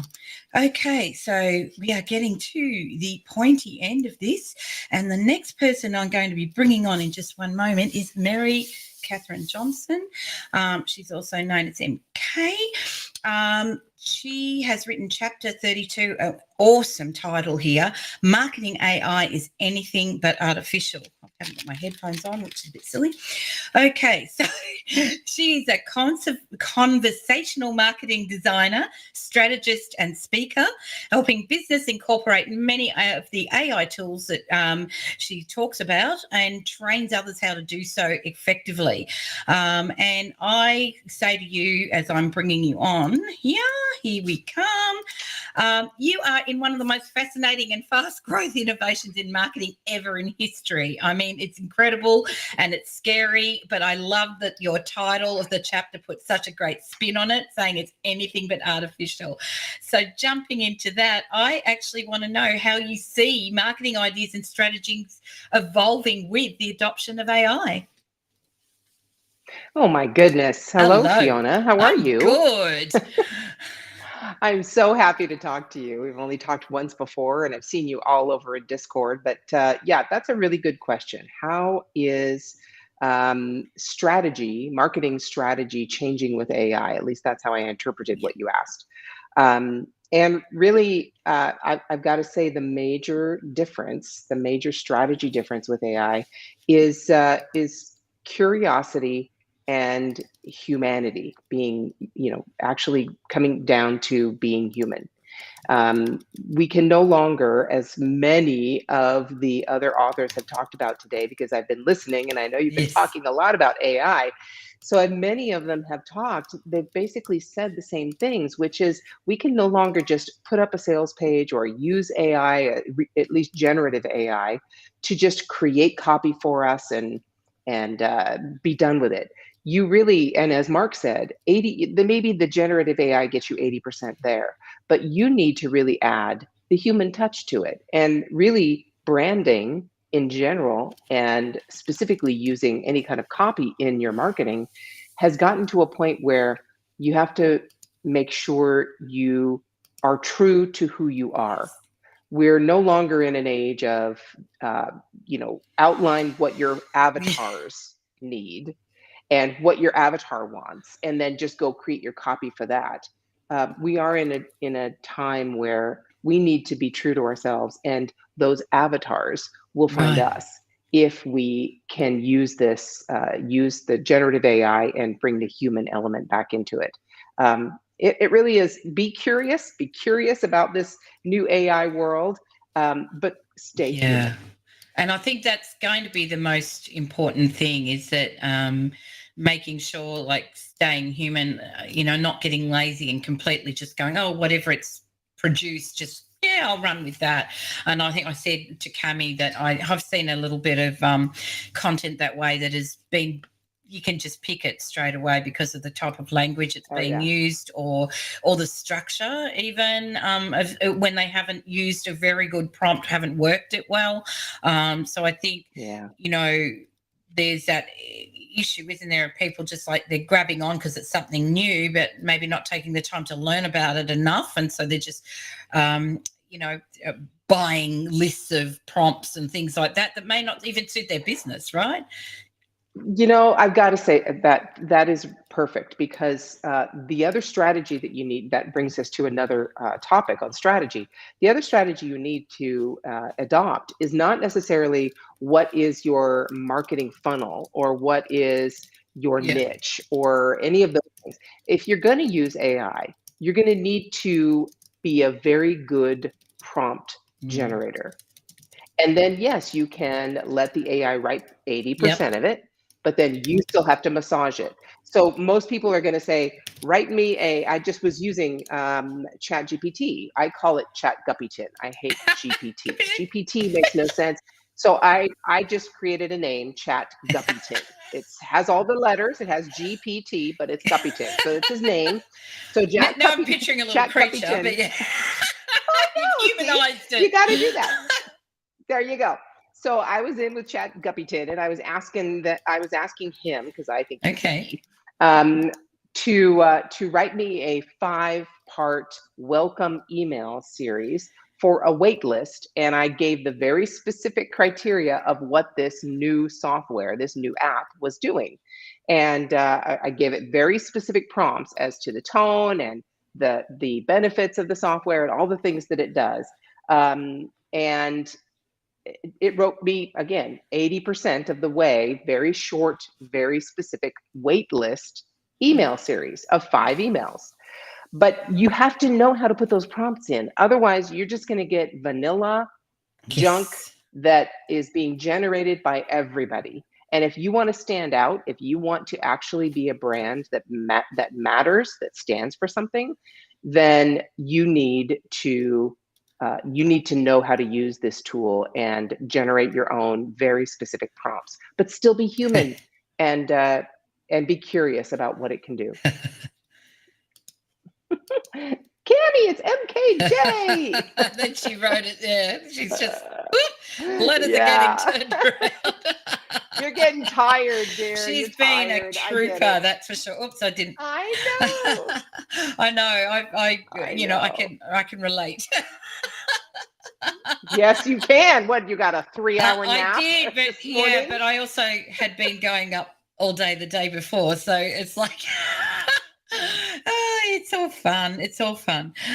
We can all do anything for a short period of time, can't we? That's true. That's true. All right. So what about the common mistakes you're seeing? So we're sort of tapping into that a little bit now because we're talking about Yes. bad uses of prompts. But, you know, the mistakes you're seeing them making, especially in regards to like rapid uptake and how they can avoid it. Because, you know, and one of the things too is that I've been saying to some of my clients, be careful, there's so much stuff coming out. You could invest all this money on something that's absolutely useless in like a week. So slow down. Yeah, I agree. Maybe. I agree. So yeah, we've already talked about, and we'll put that as number one. One of the most common mistakes is just jumping in and using it without playing with it, and then taking what you've created and thinking, oh, it's great, it's wonderful, and I'm going to use it. So definitely go in and play, be curious, but again, be very human. Yep. Make sure that the responses you're getting are applicable to your business. But really, the way that you can avoid that mistake is another mistake people make, which we've already talked about, and that is prompts. Basically, if you go and there are so many gurus. Fiona, we know there's so many gurus just going, I've got what was it? One of my friends said they've got a 10,000 prompt list. I'm like, those 10,000 prompts mean nothing to me. They're like going and getting 10,000, pots and pans. You got to know what to put in them. Yeah, exactly. You don't just use it. You have to know what to put in them. You have to customize them. So those are the two main mistakes. But I think another mistake is thinking that some guru who is all of a sudden now an expert after what, 9 months? Well, some of them after 2 weeks, I think. 2 weeks, yeah. I mean, it's really, but I'm saying like Chat Guppyton. Yes. My buddy Chat Guppyton has been out for what? How many? 8 months, 9 months, something like that. And not even. And they're an expert in AI, and they've got a course that you can buy and all these prompts. I'm not saying they're terrible. I'm not saying everybody who's doing it is terrible. I'm just saying that's a mistake to think that you're just going to go to a guru who tells you that they know everything about this and just take what they say and go use it as a framework. That's no different from using another pen, because their framework, their prompts are not necessarily going to work for your business. And I've always felt like if you buy a set of prompts and everyone's using the same ones, and it just dilutes it. And but we've got a great question here that's any advice for in-house marketers who are concerned about any seemingly harmless information being picked up by a Chat Guppy that could be mass issue for proprietary corporate strategy? So let me read that again. Any advice for in-house marketers? Okay, you're a corporate marketer who's concerned about possibly harmless information being picked up by our buddy that could be massaged to infer. Massaged. I see. To infer proprietary corporate strategy. Okay, that one you are going to have to tread very lightly in my book, and you are going to have to, if you're going to use our buddy Chat Guppyton, and you are going to possibly use that for any of your internal marketing for your business, there are other tools that you need to also use, plagiarism tools.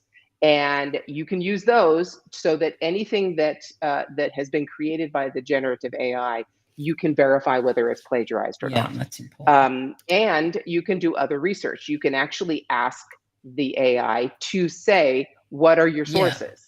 And you can ask them, what other sources have you seen this information, or have you researched, got this information from?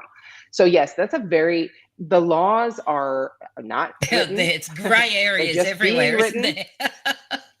It is, and I would be very cautious if I were working for a large corporation or any business. We're in the same realm as when we first started using images online, and everybody just thought, oh, if I see an image online, I can just go copy Yeah. and paste it and put it on my website. Yeah. Nobody knows what those rules are until people get in Yes. trouble, and they are created. So yeah, be very cautious. Use the plagiarism tools and ask the source. Ask the generative AI. Where did you get Yeah. this? What sources are you using? Although I did that for one thing, although it has improved when it was still 3, and it Yeah. just gave me made up Yeah. resources. When I looked them up, I went, these Yeah. aren't real at all. I think Cabby said she had Yeah. something similar as well. So I was really Yep. shocked, about that, because Be careful. it just made Yes. things up entirely. So and David's just said here, I'll come back to this question that I had up there, but yeah, a great suggest. Oh, I can't, I'm over clicking, too excited. I must be getting tired. I'm like, click, click, click. Yeah, asking for the sources is really, really important. And actually, I'm just going to Cammy's as well, because she said how it responds to the same prompt after using. And yeah, it really does start to learn more about you, doesn't it? About how you speak to it, how you write, or how you write to it. It is chatty though, so it feels like speaking. Yeah, and you can design your prompts like that email series I was telling you about. I didn't start with a question. I started with a maybe 3-sentence description of what I wanted. Then I said, taking the above information into account, write me a 5 email series for the wait list.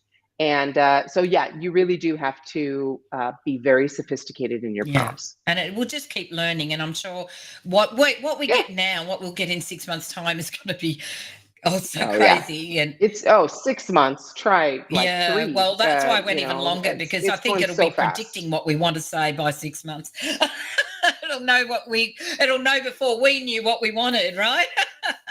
And so just following on that other question, saying companies are forbidding people to use generative AI tools for fear that even anonymized info could be identified. So look, it's what we don't know scares us as well. And it is a really broad area where, as we said, we haven't made the rules first. We're jumping in as we always do, and create and clean up the mess afterwards. So I can't believe how fast this whole thing goes, I have to say. So what about some favorite tools that you would recommend if you're just starting? Because, I touched on before that, warning my clients, don't start investing in absolutely everything, because, it's going to be thousands of platforms. And I think they're talking about it in the start of the sessions about, the MarTech and how much, there's thousands and thousands and thousands and thousands of apps and things. Like, they're going to disappear. Some are going to burn. Some are going to, collaborate with each other and form something better. So what's your advice around that? Yes, there are so many tools. A quick story, I was talking to a consultant actually, he's a consultant, and he has a group of about 15 companies that he's asking questions in AI. And these companies are AI tools. So two of the tools that I'm mentioning could be among these tools. And these AI tools are already trying to differentiate themselves from other AI tools, because the market's flooded with AI tools. And so what and here is a hint for the future. What these companies, every single one of them, are asking this consultant for voice. Right. AI. So they already have text. Now they're going, how can we want to differentiate ourselves, and we want to add voice. We want to add audio AI. And so there's the next wave, and it's going to happen before you know it. So in terms of answering your question, though, there's a couple of tools. Number one, the easiest one of them that I think it would be good, especially for people just starting out. Let's say you're starting out your business or you're starting out your product.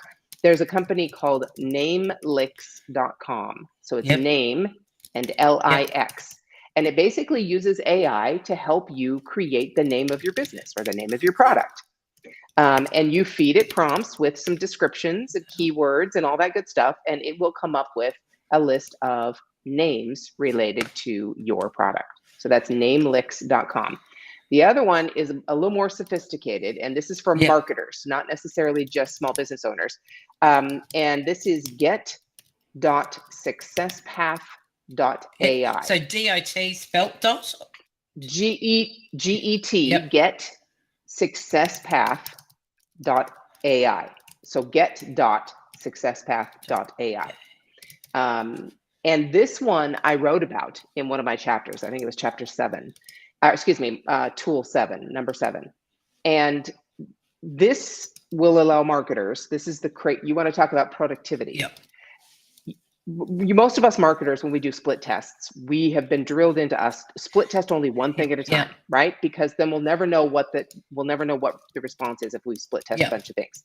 Well, this success path can actually allow you to split test like 5 different button colors, 5 different headlines, 5 different sales page copies, 5 different images, all at the same time. That's amazing. And give you a report as to which one of those combinations performed the best. Wow. So these are the tools that really make a difference, aren't they, to the day-to-day work, rather than just some of the things. I mean, there's a plug-in for everything now as well. So it's overwhelming. Yeah. So I do think if you're just dabbling. But there is another tool. Yep. I'm going to tell you, there's all kinds of newsletters that you can opt into that will send you all of this information. And the key is going to be your filter, right? You're going to need to develop a filtering device. Even though all of them sound exciting and wonderful, you need to be able to filter out the ones that you might be able to use and benefit your business. Don't just chase every shiny. You want to talk about shiny objects and squirrels and all. They're all shiny. They're all squirrels. You're just gonna have to filter it. Okay. Take your little nuts from overwinter and put on your shades. Avoid the shiny chase objects.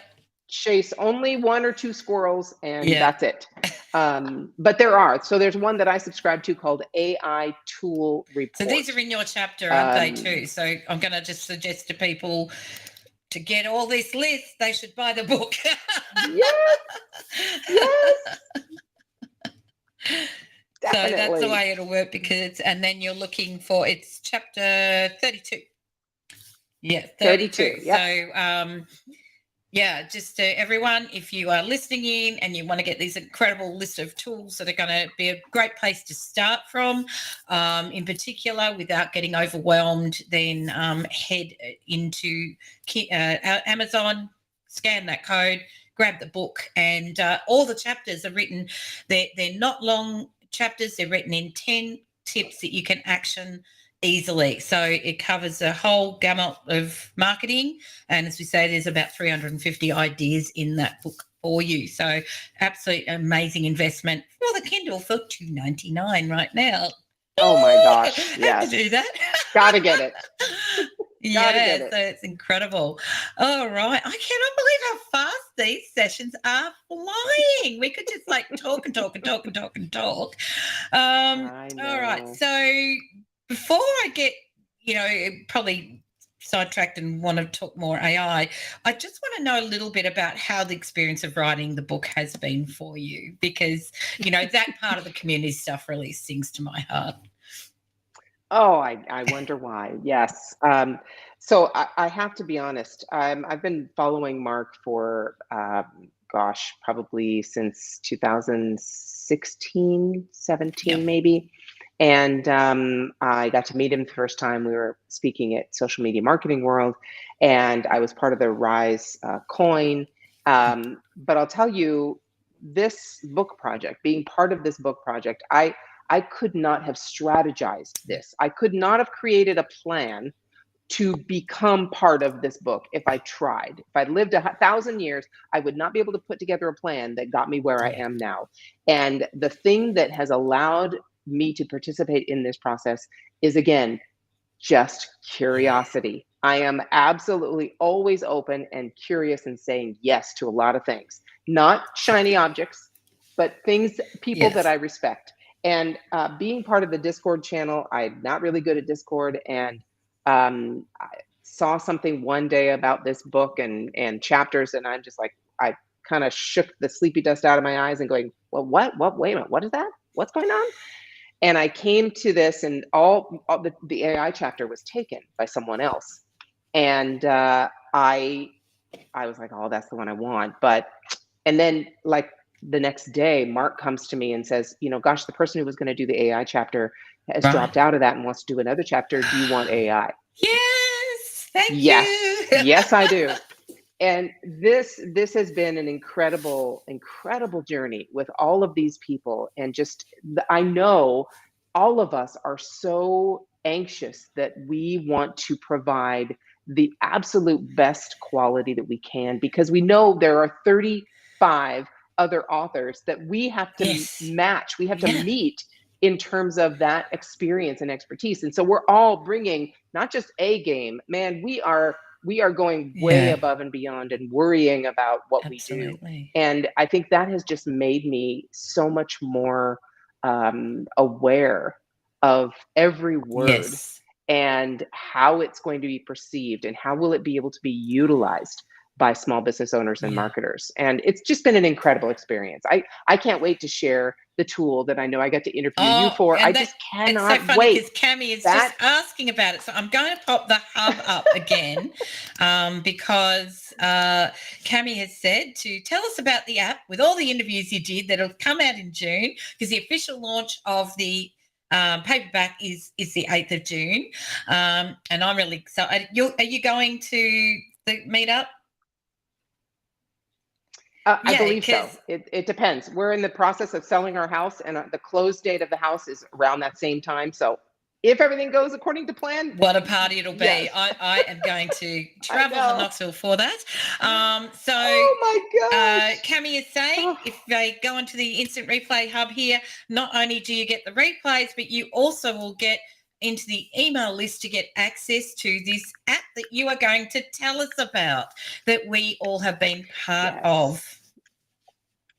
This is called Relate. Relatable is the name of the software, and it's relatablebuilder.pro. That's the actual place you can go. We're actually in a wait list right now. That's the wait list I was talking about. But this tool uses AI. So you can do, in this video version of our book, I interviewed all the authors, and you can find out about each of the authors and how they came up with the information. There are, I think, about 5 questions that I ask, and what I did with that video is you can interact with that video using this tool. I put everything in there. You as a viewer can go in and you can choose your own adventure with our book. And choose which sections you want to interact with and learn more about. Do you want to learn about content marketing? Do you want to learn about direct mail? Do you want to learn about branding? Do you want to learn about 5 Ps, right? What do you want to learn? Do you want to learn about AI? You can actually interact on your screen, on your phone, it's touchable buttons to choose which of these interviews you want to consume and interact with. And then you can choose which questions you want to hear the answers to and participate in the entire journey, all on video, all touchable on your phone screen or clickable on your computer. And it's just incredible. And the AI portion, if you want to use it as a person wanting to use these interactions on your video, there is an AI script generator in this tool. So you can generate your video script using AI, and then you can record your video on your phone, and then you can add these interactive tools to it to actually have people are no longer an IP address on YouTube. They actually are identifiable relationship building participants in your content. It's so amazing. It is amazing, and I can't wait to see how it actually looks. I certainly enjoyed doing an interview with you, which was great. But yeah, it's going to be so amazing. And yes, Cami, absolutely super cool. Well, we are winding up to the sticky end now of our little section here, with only a couple of minutes to go. So I'm just having a look to see. I had a few notes here, and I wanted to see The point you made was about considering the ethics, and ethics is something that I think is really, really important. I still do work in reputation management to a degree, so all those sort of things have always come into it, as well as social responsibility. So just to sort of wind up, can we have a little bit of a chat about the ethics side of it? Yeah, that's concerning for a lot of people. And there will always be people who utilize new tools in a way that is not ethical, that is just easy and quick, and they don't care about the outcome. And of course, we know those people aren't going to last very long, either in business or in marketing, because of their reputation that they're going to get. So the majority of us are going to be much more cautious. And in this, again, using, like I've mentioned, different plagiarism tools, paying attention to the political arena and the laws that are being talked about. You can do a Google alert, Yes. right? And do a Google alert for AI laws, AI regulations, anything like that, just to keep yourself abreast of what's happening. Because just like AI, the laws, the rules are changing all the time. But you know what's ethical. You know what you should and should not do.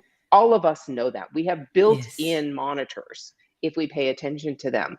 And if we are being human with our content and just using these tools to supplement and augment what we do, you'll be fine. Absolutely. And a little bit of research into each tool to make sure that, you're not just saying, oh, that sounds cool, and giving your information away to maybe an organization that isn't particularly ethical. So always do your research.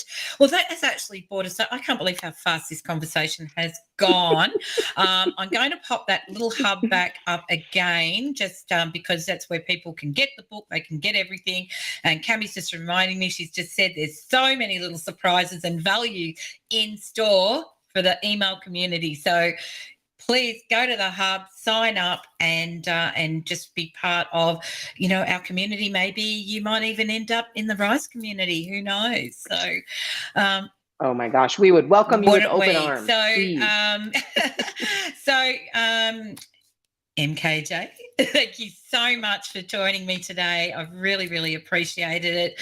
I hope you have a really lovely evening, and look forward to hopefully meeting you launch day.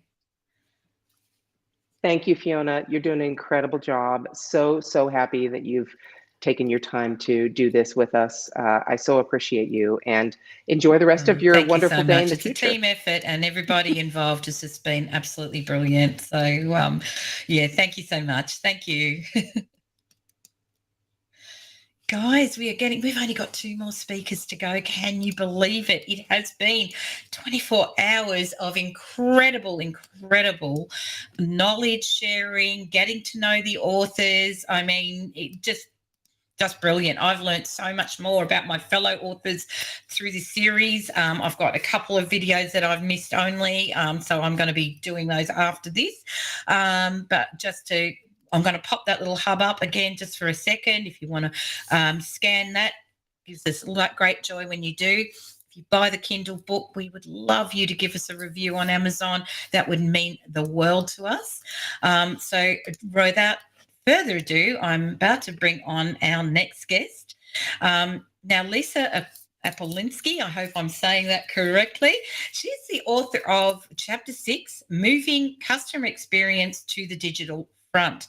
Now, she's a digital growth expert, speaker, established author already, and has been dubbed by Forbes as America's digital content futurist. And wow, congratulations, that is a fabulous title to have. Customer experience is so vital, and so I am really delighted to learn from you today. So I'm just bringing Lisa in now. Hello. Hi, Fiona. How are you? I'm good, thank you. This has just been an incredible journey, and I'm kind of getting sad that it's about to end. We're getting right to the end. It's like, can't we just go forever? I know. It's been my awesome. goodness. It's amazing. let me just have a look. So one of the things I've tried to read everybody's chapter that I was interviewing, and there's just so much information on there. It's like, oh, my Yes. brain. But I'm a strong believer in relationship marketing. To me, and customer experience is so important. So, and Yes. from the first touch point onwards. So my first question for you is, what essential skills do you believe are necessary for small business to succeed in today's world? So I think regardless of whether you're talking about customer experience or how you are outreaching or how you are creating social proof or how you are creating community or brand ambassadors, the most important thing is to have the skill of storytelling.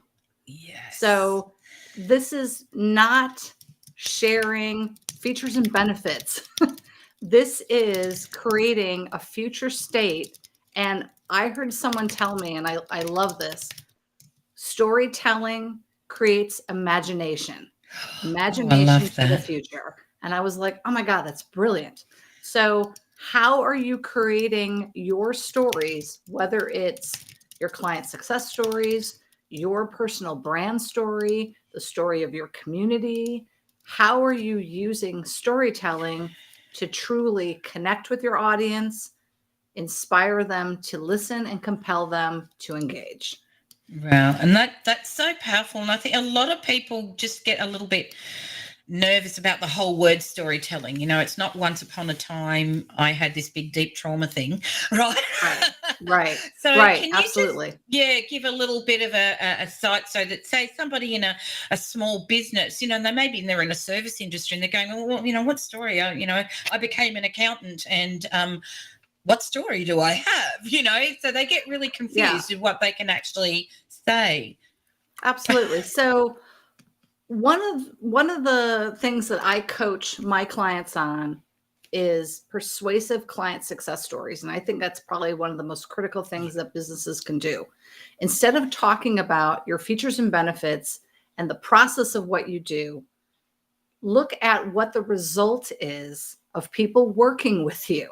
Yeah. And this is kind of like, I don't want to say you feel like it's a gossip story, but you're really sharing another client's journey from where they were to where they are now. And your prospects are looking to see, how can you get me from where I am now to where I want to go? Yeah. So, and in my book, The Persuade with a Digital Content Story, I actually have a formula for this, because I am a huge believer in repeatability. Yes. Don't recreate the wheel every time. And it really looks at setting up your characters. Your client is your hero. You have a nemesis, right? There has to be an obstacle they have to overcome. Yeah. Otherwise, why would they need your services? Yeah, exactly. And then you cue the mentor, which is you. You are not the hero, you're the mentor. And then the last three have to do with the details of your story. Are you making your story character centric?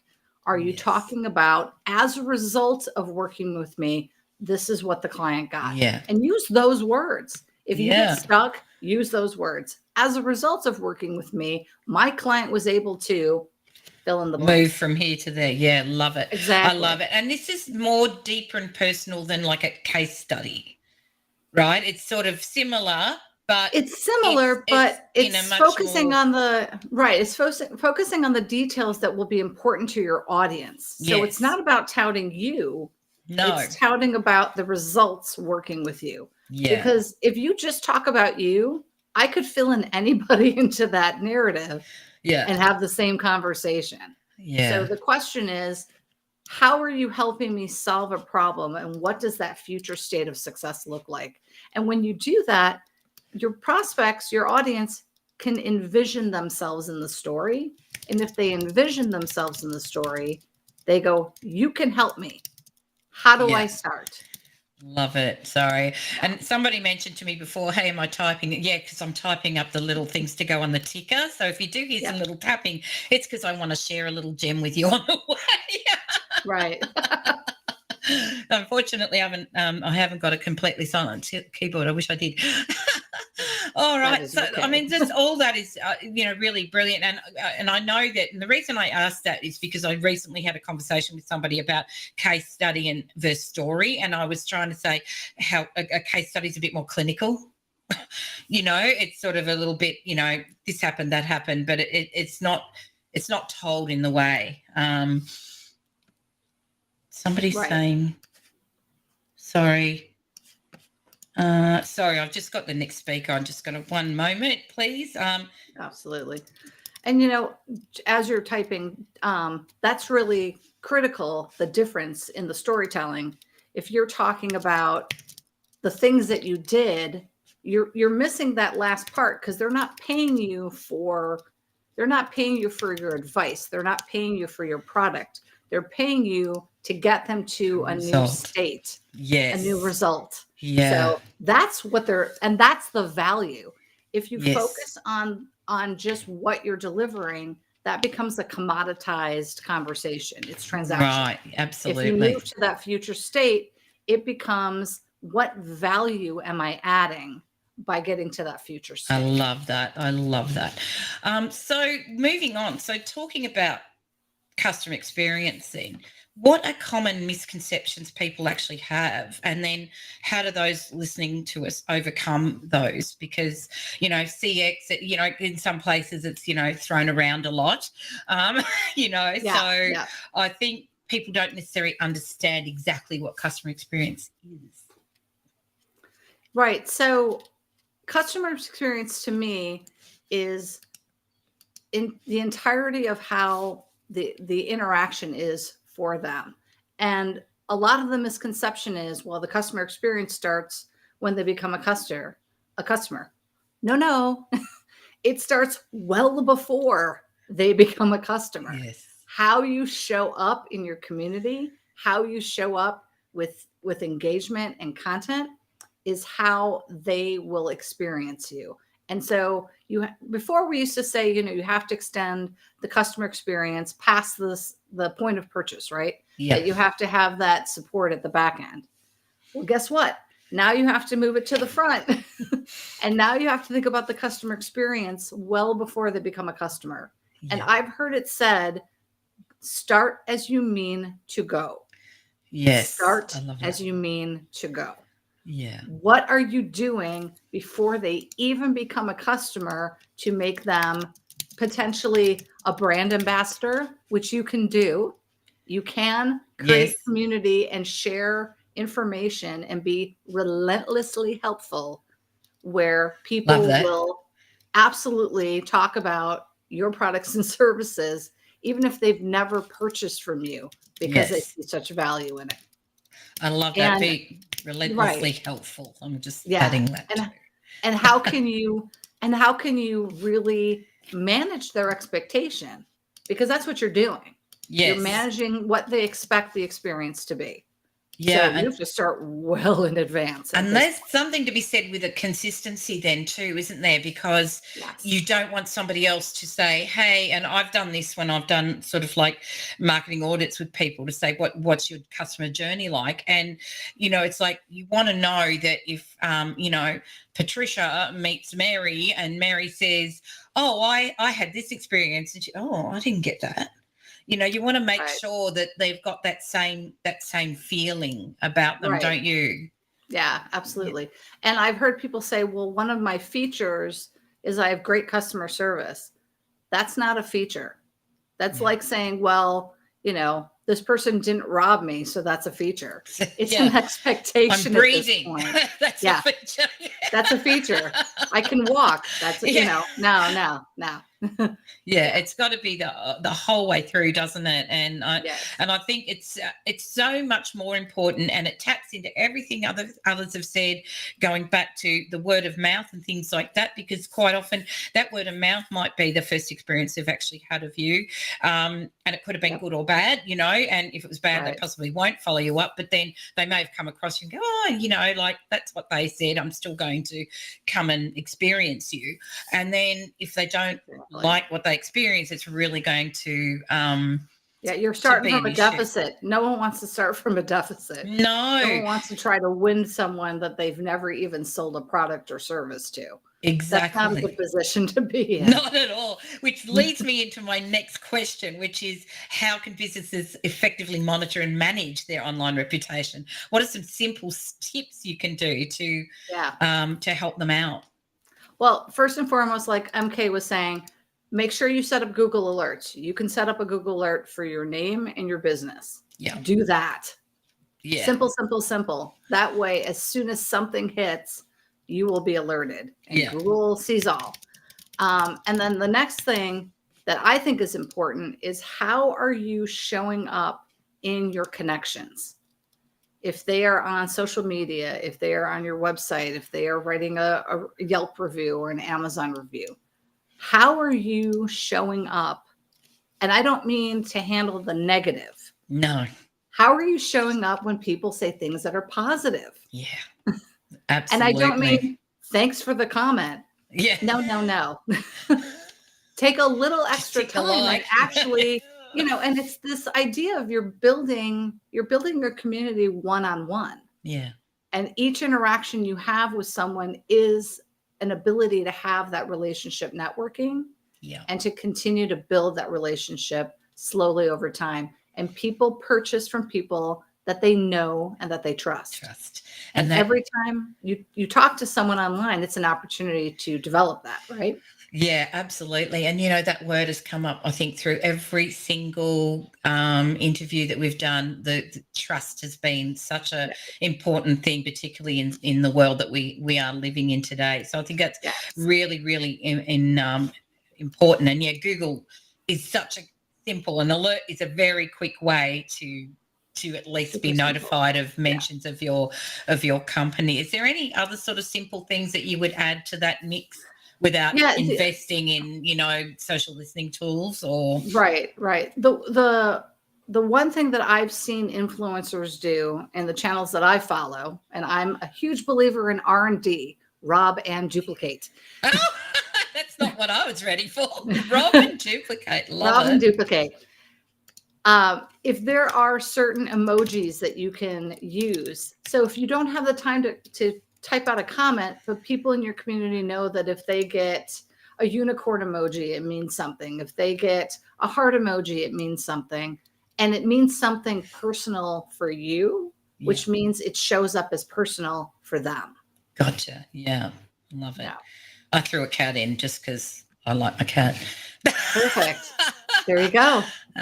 What have we got here? We've got a comment coming in too. Oh, I need to get my little caption off there. You can tell I've been at this a bit long and getting this sticky and I'm getting slower on the buttons. Okay, so comment, building that community and trust takes time. With each of those individual interactions important for businesses to remember this. Absolutely, it is. That's so important. I always say, and this is true whether you say customer experience or digital marketing or content creation, it is like a climb with no summit. Right. Wherever you are, you have 100% to go. Yeah. There's no down. No, there's no down. If you start sliding down, you're in trouble, right? Yeah, exactly. Exactly. Okay, so what about, have you got an example of a campaign or a project you've been part of that really highlights this and, like what made it stand out for you? Yeah. So like I mentioned earlier, I am a content coach. I actually don't know of anybody else who is a content coach. I kind of made up my own category. Yeah, It's like super that. fun. And one of the things that I work with my clients, with my teams, and I consider them partners, I look at the 4 C's. Community, connection, communication, and ChatGPT. There you go. There are 4. That's a 4. That's 4. So how are you creating community in order to support the best customer experience, to share knowledge, and to empower people to learn and make the best decision for themselves? Yeah. Whether or not it's to purchase from you. Exactly. And Yeah, they may be a customer in a day or a decade, Yeah. and that's okay. How are you connecting with them and having them connect to each other so there is that sense of belonging? Yeah. I mean, Mark Schaefer's book, Belonging to the Brand, Yes. critical. Absolutely. How are you creating those opportunities for connection? Yeah. How are you coming into the conversation? Are you just selling, and fake selling and pretending like you're asking questions, but you're really selling? Yeah. Or, Yeah. or are you asking, how can I support you? How can I help you? How can I help you get to a future state? Yeah. And Which yeah, that journey and you absolutely, keep coming David, back connection to. is so important, so Yeah. important. And Yeah. how are you leveraging tools like ChatGPT to make your content more effective, easier to produce, and yet still inserting your personal DNA, personal brand DNA, or your company brand DNA into your content so that it Yeah. still has that uniqueness and that human element? Yeah, that's the vital thing, and I think that's what a lot of people are struggling with right now. Is that ChatGPT is so new, and all these AI tools, as we just talked about with Mary. It's like there is so much going on that trying to find the right way to use it, and I think sometimes it does mean less is more. Like pull back a bit to understand it before you go just throwing everything out there, because Right. one of the worst things you can get with customer experience would be it's like those never-ending phones where you're trying to get to a Yes. oh my, and I had that experience. You've read it's in your book, isn't it, about that? Because I'm sure I read Yeah. a Oh, yeah. The never-ending phone tree. yeah, And you're going that's to have the it, never-ending bot conversation too. So I'm on a panel with another group, and we're discussing how ChatGPT is being used, how AI could be used for communication. And someone put in, well, it'll be great for customer service because you can have a ton of chatbots and no one will have to wait on hold. And I thought, yeah, but ChatGPT or AI is never going to replace that human connection. No. And that's great if they can answer some of the questions, but you're still going to have that person-to-person support because you can't share empathy. AI is not going to be able to create empathy, create No. connection. They're simply going to be answering questions the way that they're programmed in an algorithm. Yeah. So, Yeah, and that part's hard, and I know, and it's because I had the full experience. I've had the looping chat thing. Actually, I had one of my own bots doing that. I had to pull it down because it was doing something weird, but ages ago. But I was on a call the other day. And I needed to speak to someone. I'd had something delivered that was completely wrong, an expensive item, and I was trying to get, and it just kept, no matter what I picked, and then it would say, now say the word, then, and it didn't understand my voice, and I was Right. getting so frustrated. I ended up Yeah. having to go to Twitter and find the company and started messaging them behind the scenes saying, I just need to speak to someone. Please Yeah, give me a phone number. Call me back. Email me with a Something. phone number. It's so frustrating, and that can really affect the way a person experiences your brand. I mean, it's put me off that particular Yeah, absolutely. organization. Because then you're worried. Does that mean there's nobody behind there? And Yeah, and are you what even? do I I started do? thinking, are you actually based in Australia, or you're a company somewhere else? Am I where am I? Who am I being sent to? So Exactly. Exactly. yeah. So it's It can be really scary. Yeah. yeah, and Absolutely. So I think AI can be used definitely to augment and to support your customer experience, yeah, but it can't replace the people in your brand. And if you do that, I think you're going to be really killing yourself in terms of where you go with your growth. absolutely. And David just saying, just give me a human. Yeah, I think That's we will exactly hear a it. bit more of that, and I do believe AI will start to become more natural. The flow is getting better day by day, but at the same time, I also want people to let you know that, hey, I'm talking to a bot. I hope people don't hide it behind saying, oh, I'm Tammy and blah blah blah, and you think you're talking to Tammy, but Tammy is an inanimate bit of code. It's Right. like that is just not going to cut it in the future. And we've already seen that. I'm always surprised that social media sort of gave more strength to the consumer. Like we were given the ability to engage more, to make more demands on what we expect. Yet in so many ways, we've seen such a lack of customer service. I mean, dare I say Facebook back end. I mean, just about everyone just like what support, what anything. And, it, you know, all that money and all that ability. Oh, I and totally the agree. metaverse. You give your credit card. And I had a workaround back in the day when I was doing Facebook ads much earlier in my career. I knew 2 people who worked there. So I had 2 people I could call, you know, so again, it's that back end. How do I, you know, and that's sad that you have to have that kind of workaround and you're like, I know a guy. Yeah. Not good. Yeah. And so many people, you know, you just get stuck in their endless loops. So I think it's anyone that is a marketer and works around Facebook, you know, a social media manager, it's just the bane of our lives, really, isn't it? It just drives us completely insane. I cannot believe how fast these sessions are going.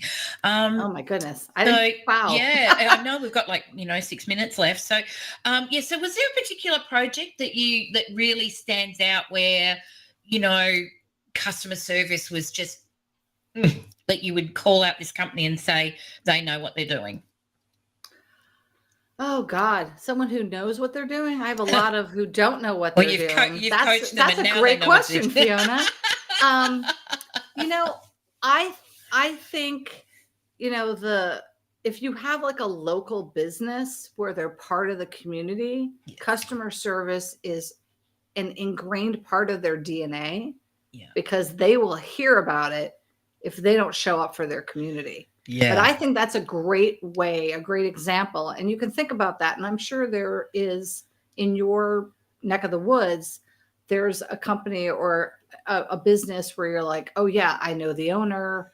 You know, you know, it feels like family. Yes. Those are best practices you should still do. And you can do them in the digital world. Yeah. Just because there's a screen between us, doesn't mean that you can't still show up and connect. Exactly. It's so true. So I have to ask this because, you know, we're all authors going through this experience. So what inspired you to get involved in the project? So I was listening to MK and her answer, and I was like, oh my God, I have a similar answer. So okay. I met Mark in I think it was 2015 or 2016. We spoke together. We were on a cruise ship as speakers, which was hilarious. Oh, what fun. Yeah, super fun. And, you know, we've spoken at other conferences together as well. And I just knew that he was someone that I wanted to. He was, to me, is for marketing, my North Star. Right. And when, you know, I heard about the Rise community, I heard about the Uprising conference, I wanted to make sure I was part of it because I knew it would be something amazing and big. Yeah. And when he brought up the book project, I was like, oh my goodness. I mean, I am, you know, I've written 3 books. This is my 4th with Mark. I have a 5th one coming out at the end of the year. And I still knew I would learn something from him. Yeah. I knew that I would. And because I'm a lifelong learner, and MK said the same thing, that it's the idea of I'm always open to new experiences, always open to new information, always open to new knowledge. Love it. And the fact that it was a community book project that's never been done before. Exactly. And I was like, I am in. And just like MK, when I was writing my chapter, I was like, this has to be the best chapter in the history of the universe. Yes. Because I will not embarrass myself in front of all these other amazing experts and be like, have him send me the chapter back and go, that's not good enough. And I was so nervous writing it. And this is my first rodeo. And I was still like, oh my God, I want to make sure I do this right. And I want to make sure I always bring my best, but I felt like this was, okay, let's knock it up a notch and really make sure you deliver. So, and I think that's the power of the Rise community, actually, is that everybody that's within it has that kind of a mindset where, it's collaboration, it's supporting each other. Yes. It's not egos getting in the way, saying that they're better at something. We've all acknowledged each other's skills, and, it's come together in such a beautiful way, which I think is lovely. And I'm very honoured to be part of it too. Yeah. And I'm so excited. I don't know if you saw, we are a #1 new release on Kindle. Woohoo! Yay! Yay! Yeah, We just got to saw keep that and I was like, yes. rise. Yeah. Yes. And it's only, I mean, the fact that I've been telling, of course, I've shared it with my community, and I'm like, you have to buy this book because $2.99 for the amount of information you are getting out of it. Buy the book. Buy the book. Like, absolutely. I mean, Lord, if you wanted something that's gonna take your marketing and your engagement to the next level, this is it. Yeah. This is absolutely it. I think you're completely on the money there, and the money is not very much money. So No. definitely scan this little code and it'll take you right up there. We love seeing that. We also have another code, if you haven't already scanned it, which takes us to the Instant Replay Hub. Now, that hub not only has this video going live right now, but it will have all the recordings available to you, as well as if you're on that list, you get lots of little surprises as next things roll out, including if you heard Mary before, that you and I should say MKJ before, that she has the new app that's coming out, and that sounds like it's going to be absolutely fantastic. It's going to be fantastic. So yeah, Absolutely I'm fantastic. really keen to see that. So we're pretty much at the end of our spot. I know Larry is our lucky last, and I'll be bringing him on. Someone scan the code! Yay! We're so excited! Happy days! And I don't make even sure care if it's when someone you, who's when you already buy done the, it. yes, and when you buy the Kindle book, authors, the lifeblood for authors are reviews. Write an honest review. Say what you think of the book. That is our lifeblood. Absolutely. We want to know how it is. We don't want to just put it out in the universe. We want feedback. Yeah, we need the feedback. It helps us make everything better as well, and informs us. And the whole book has been written as just something to really support you in your business. So that's what it's there for. So whether you're a marketer or someone who's got a business trying to do it all for yourself, there is something that will help guide you all the way through. So Lisa, it's been such a pleasure to meet with you Fiona, today. This was fantastic. Absolutely. And, are you heading over to the event at all for the 8th? Or I am speaking in California. On the 8th. I was like, no, because it was supposed to be this month. And then I was like, no. I am sadly going to be missing it. And I've been demanding an invite to Mark Schaefer's house for years. And he's like, I invite you and you don't come. And I'm just like, oh my God. Isn't that the way? It's like, well, I was worried because I've got a speaking gig in Ohio at the end. And I thought, will I make it? I thought, you know what? I'm just going to have a tiny bit of a holiday in the middle of that. And I'll be there for both. So I'm really excited. Awesome. Anyway, with that, Larry is on, and it's 11:30 Eastern over there at night. So he's really waiting. So thank you again so much. Absolutely. Have a wonderful evening, and look forward to talking to you in the community. Yes, absolutely. Okay. See you. Thank you. Okay, that's so wonderful. Here we are. Can you believe it? We're right at the end. I'm about to bring our last speaker on for this session. My voice is hanging in there, and hopefully you guys are staying awake. And if you're not, then let me remind you that if you need those replays and you haven't scanned the hub, go ahead and do that. And I am just going to let you know right now that Larry Aronson is about to be brought on. Now, he's a technical consultant. He was author of the first web book. So, this is big. The HTML Manual of Style, a pioneer of online education and community development. That sings to my heart. He worked for IBM, Boeing, CBS News, Columbia University, and as a web developer has helped like hundreds and hundreds of people publish their ideas online. So, Larry, welcome. So wonderful to have you join us. It's great to be here. Can you hear me okay? Yep, can hear you perfectly fine. Yeah. Restream has not let us down. It's been absolutely brilliant. So I'm very keen for this discussion because we're talking, your chapter is on SEO.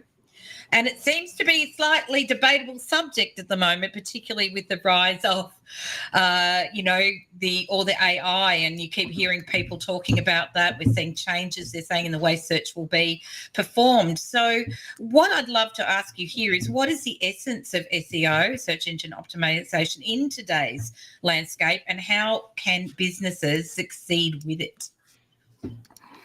Big question. Well, SEO is different for different kinds of businesses and for different sizes of businesses.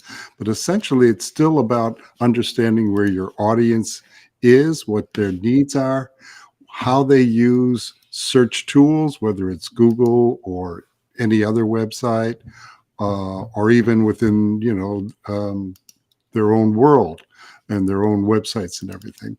And then how that connects with the business to meet the business's goal and lead, through readers and viewers through the purchase funnel and into hopefully becoming customers.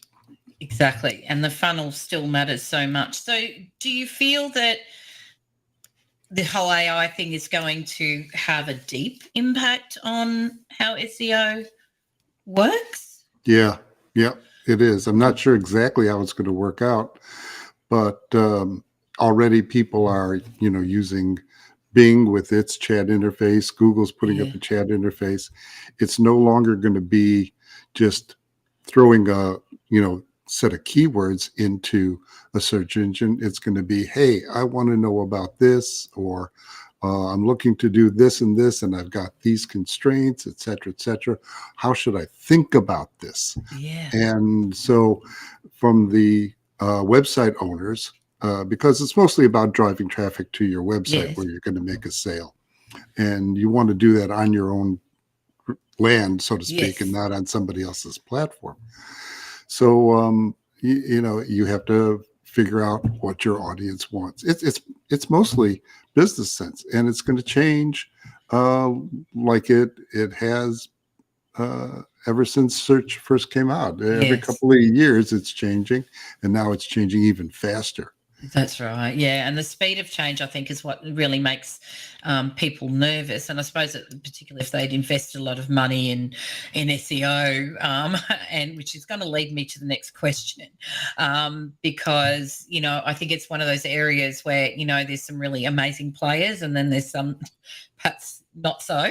And so misconceptions is the question I wanted to ask you. What are common misconceptions about SEO?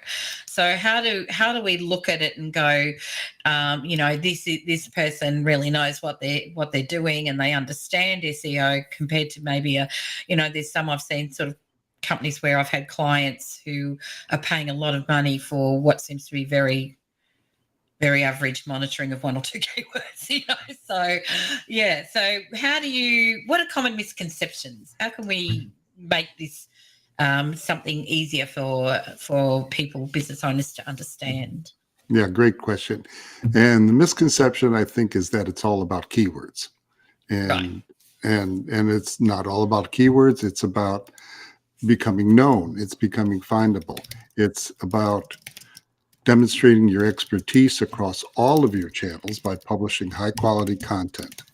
And though that content should work to establish your authority in a very particular niche that you own, in the sense that nobody else can produce the content in that particular area. And it can be very, very small. It's better to have a big share of a very small audience than a small share of a big audience. Yeah. So that's common sense. And the more you demonstrate your expertise, the more authority you build. So that soon, maybe over time, a few years, you become the source that everybody else links to for their information. Right. And once you have the authority, along with that comes trust.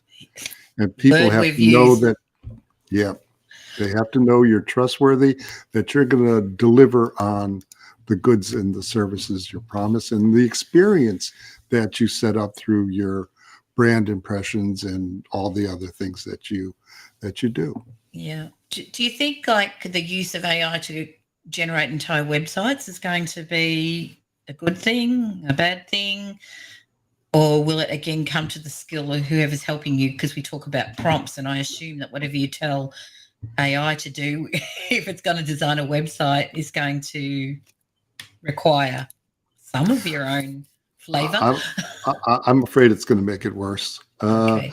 I find so many people that I've worked with on websites that they really haven't done the hard work to set their goals, to develop a plan, to answer the question, okay, I got this website. How is it going to return my investment in 1 year, 2 years, whatever?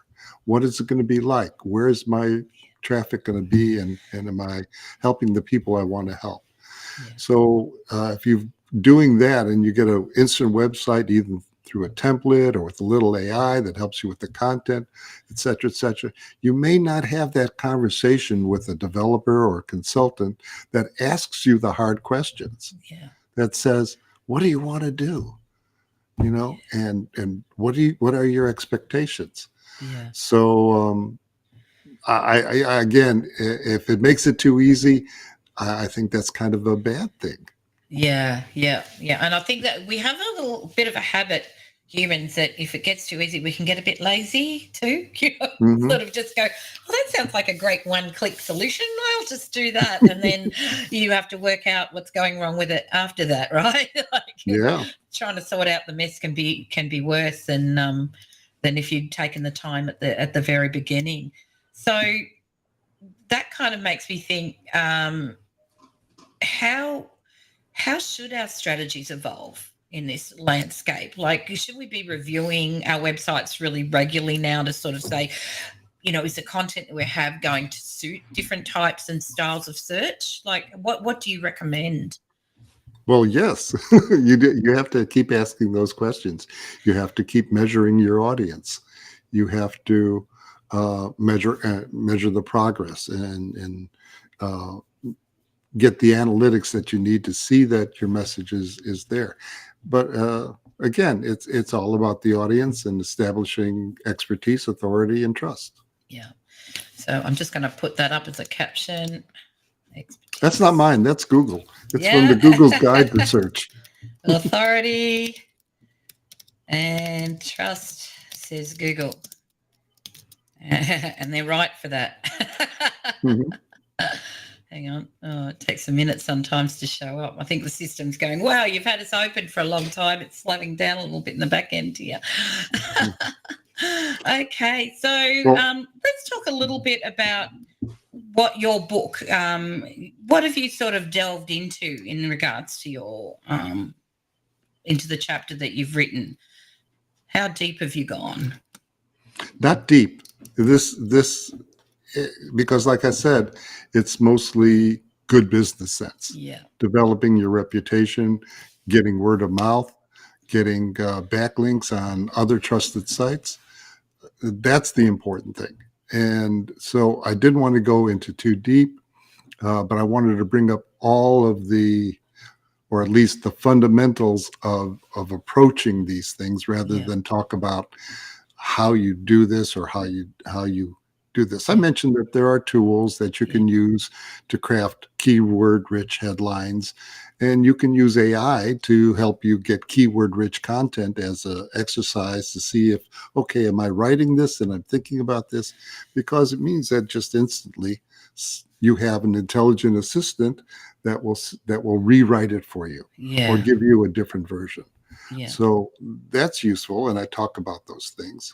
Which is awesome. One thing that I clearly mentioned is I'm very big on voice, the ability to talk to devices, to talk to your smartphone, to talk to your computer, to talk to your car, to talk to your hotel room.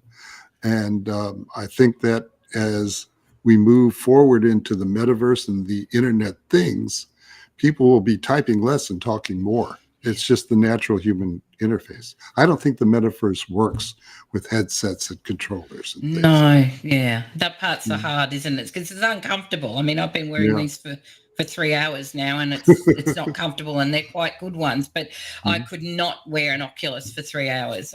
I half an hour is about as long as I'm comfortable wearing a metaverse headset at the moment. So, but you mentioned backlinks, so they are still going to be really important, aren't they? Even in a changing environment. I'm just like, I know that it's certainly for a lot of my small business clients, SEO is kind of this mystery. It's sort of really confuses them. They don't quite understand how it works, and they certainly don't understand what the backlink does. It just says that other people think you're a reliable source of information, and you can get those backlinks by participating in communities, by consistent messaging and on social media, contributing to long pieces to other sources like Reddit, Medium, LinkedIn posts. It means getting your newsletter, or if you write a newsletter, you should archive it on your own site so that, and then post the newsletter goes out, and then you can use social media to drive non-subscribers back to your own website to read your insights. That's a great tip. And getting comments on what you've written. You can contribute guest posts on other trusted websites. Now that's kind of hard because you can send out lots and lots of emails and not get any response because they're saying, okay, when you're just getting started. Right. But that's what it's important to keep trying those kinds of outreaches. Yeah. I love And not it. be spammy about it. You have to be open and transparent and say, hey, I'm starting out. I think we're simpatico, thinking along the same lines about this area of whatever our businesses are. Let me work with you. And all I'm asking is that, if you like the stuff, you use it and give me a link back. I love it. And, you started talking about if they're just starting out. And that was actually my very next question to you was, what advice would you give someone who is just starting out in business or marketing when it comes to SEO? Like, do they, buy the book, obviously, because it's going to give them some great tips to start. But, how important is it to get it right at the start of a website? Or, is it because it needs to be more fluid, so it's more about, continually putting new, fresh content? What are the tips you would, advise someone who's just about to have their first ever website? Well, there's plenty of tools you can use, but if you're just starting a content business or being, a mini media company, you shouldn't really worry too much about the details of search engine optimization. Search engine optimization really becomes important if you're a big company with a large catalog and you have landing pages for each of your major products. Then it becomes critical, especially if you've got narrow margins and you have enough traffic to the website to be able to A/B test things so you know what's going to work and what's not going to work. Yeah. For someone just starting out, you're better off just concentrating on get quality content with consistent messaging and doing something that says, this is my brand, and establishing that brand identity. That's much more important. The keywords will come out of that. Listen to your audience. They'll tell you what your keywords are. Right. Yeah. And that, I think it's really important is that, again, that listening. But I guess if you're starting out, they go, hang on, I haven't got an audience yet. But that comes back to right back at the strategy, isn't it? When you were developing it, who are you trying to talk to? You need to know that, and you need to have developed that. And as you say, you need to have developed the voice around it as well. And the question that we love asking everyone as well is, how was the experience of being part of this project and writing the book for you? I've been telling some of my friends this is the fourth turning in my life. Oh, and the first turning is when I decided to come to New York and find my way. My second one was when the IBM PC came out, and the company I was working for, Boeing, its computer services division, it was time sharing. And you were basically dialing up at 300 characters per second and Jeez. putting in spreadsheet kind of information without a graphic interface, if you can imagine. Yeah. I knew their Crazy. model was going to go down the tubes as soon as I saw VisiCalc on an Apple II. That was Right. the second one. The third one, and I left the corporate world and went out as a mainframe programmer for hire. Right. It's a long story. Let me shorten it up a little bit. The third one was when I saw the web for the Yeah. various time back in '93, and started getting involved and helping other people. And someone said, hey, write a book for us. This is the There it is. rare mirror image version. And to me, this is the fourth, because I thought I was going to retire as the pandemic came. I got tired of managing clients who really had little idea of what they wanted. They just said, I got to have a website. I got to have a website. Yeah.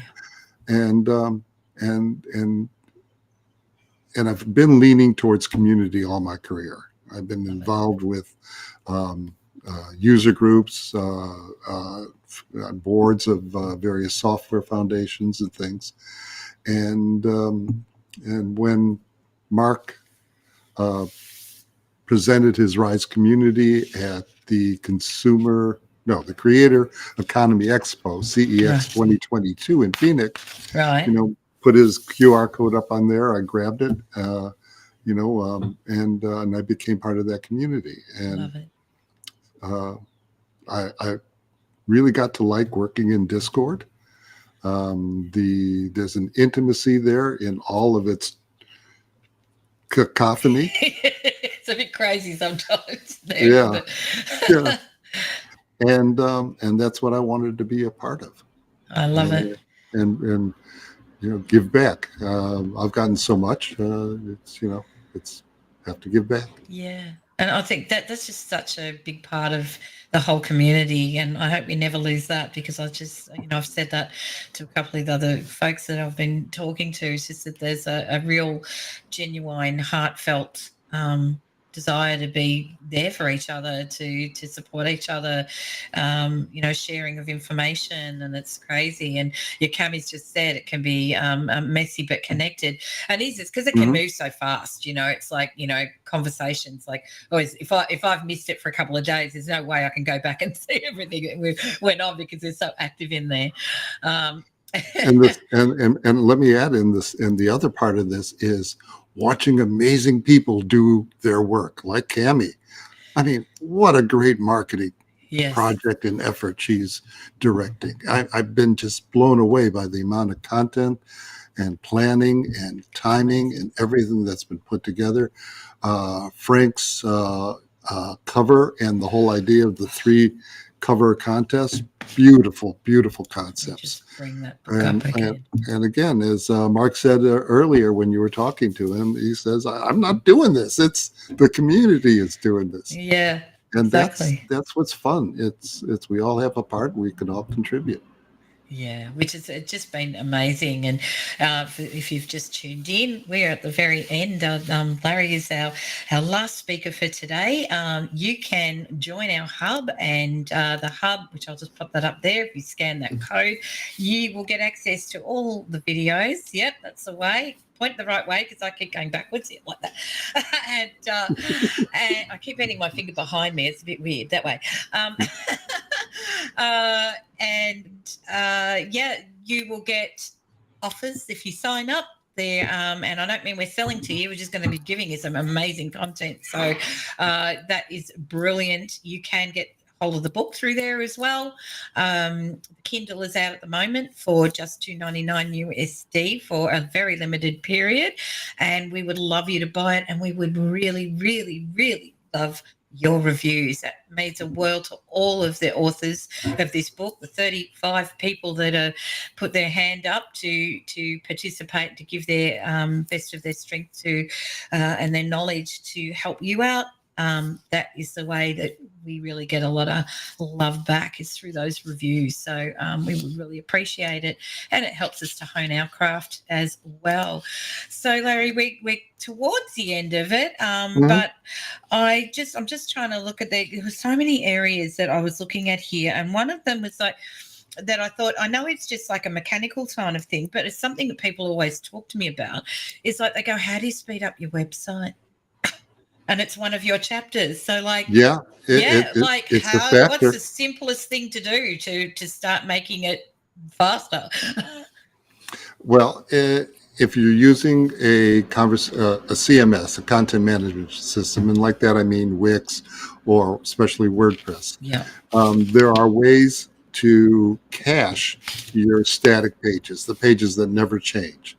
Right. And that way they don't have to be regenerated out of the database every time for a new visitor. That greatly speeds up your website. Make sure your images are properly sized for where you're going to use them in your pages. So don't put in a bigger image and then adjust the sizes. And a lot of the web builder programs will be doing that, and that's a bad practice. So be careful. Okay. Right. Once you get those pictures in, maybe, and you see what the appropriate size are, take the original picture, shrink it down independently in whatever graphics program you like so that it's the right size and just enough resolution so it doesn't look bad. That's a really good tip, because I have seen some people generating some pretty, especially photography and things like that, and they want to upload these really massive files to a gallery, and it's like, I think it's crawling a little bit now.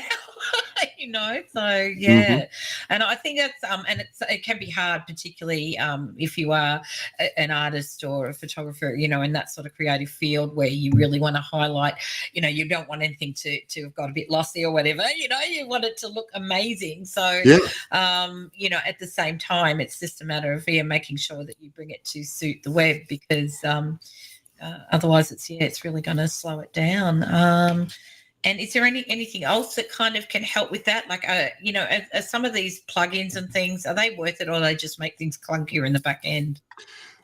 They do. They do make things clunkier in the back end. But on the other hand, doing a custom coding job takes a lot of the client's time, as well as and it can be very expensive. Yeah. So you have to find that happy medium in between that. Yeah. Stay away from overly fancy stuff as you're just starting out and you're just building your website. Allow your website room to grow. So start out small, keep it centered on your message. Of course, use visuals and pictures, but fancy drop downs, slides ups, whatever, all those kinds of things that take up a lot of space. Just if it slows down your website, and pay for good hosting. Yeah. There are companies that will put as many accounts on one server as they can fit, and then one of them takes off, everybody else is slowed down. Right. Yeah. So pay a few, $2 or $3 extra a month for the level above the bottom rung. Yeah. And that helps. And too technical a trick is what I do is that when I've been doing WordPress for a long time. Yeah. Is just only load what you need to load for each kind of page. Right. There's stuff that you want on a post, but you don't want on your homepage. And there's ways to do this. It's all documented in the WordPress Codex, and you can find it easily.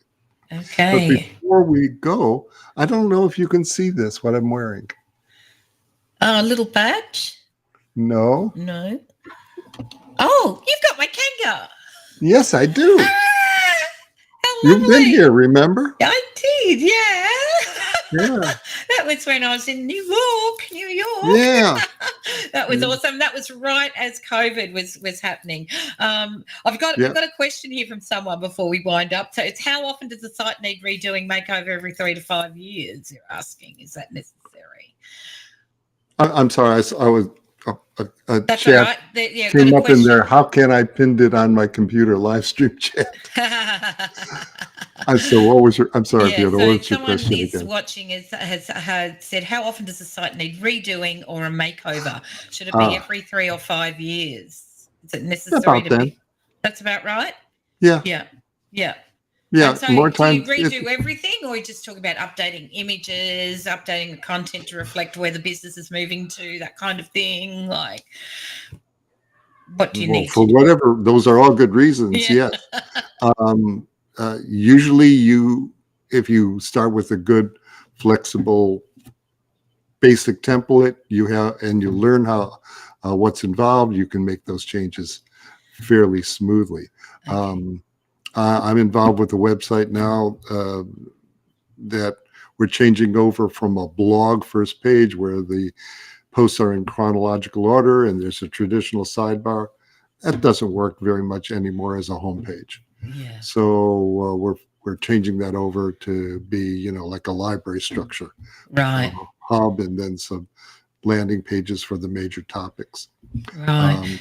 That works better. That's more searchable, more friendly, and hopefully that'll improve traffic. But improving traffic is hard. Google is stealing traffic away from us, Yeah. Yeah.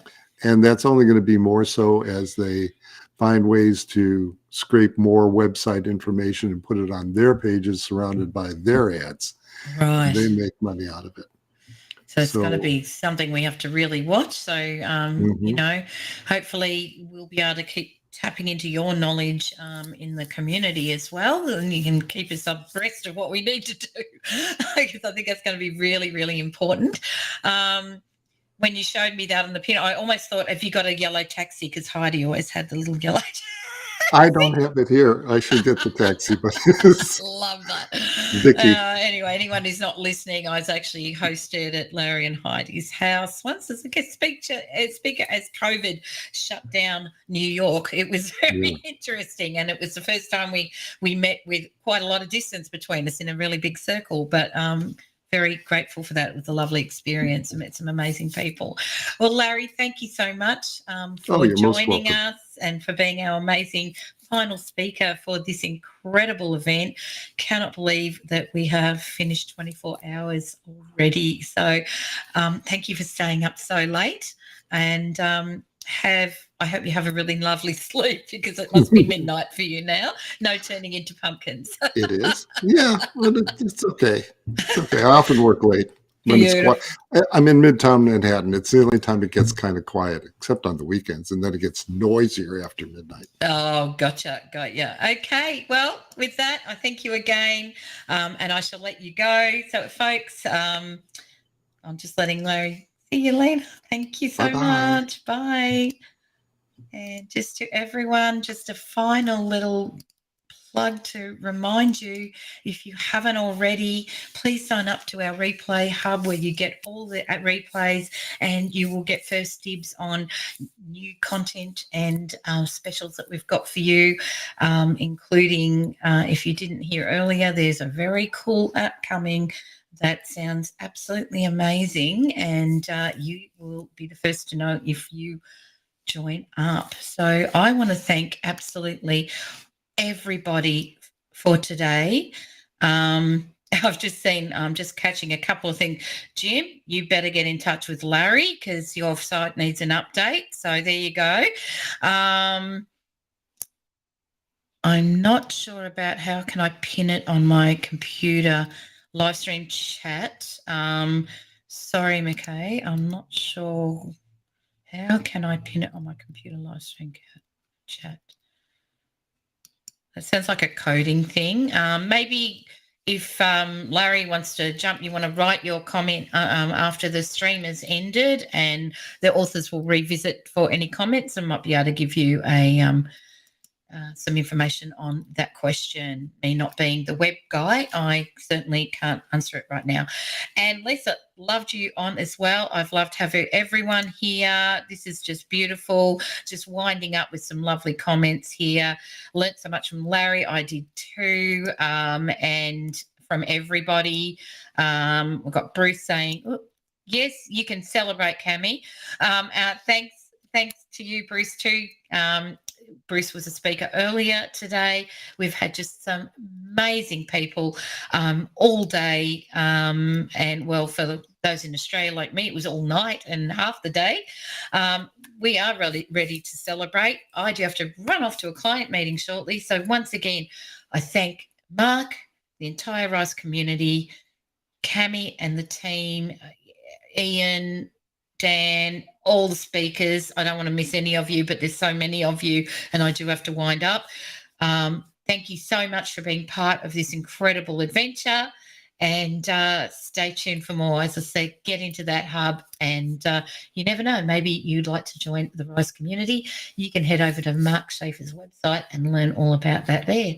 So thanks very much, and it's bye from me, and have a wonderful evening, wonderful day. And thank you, Cami, from one queen to another. Bye-bye.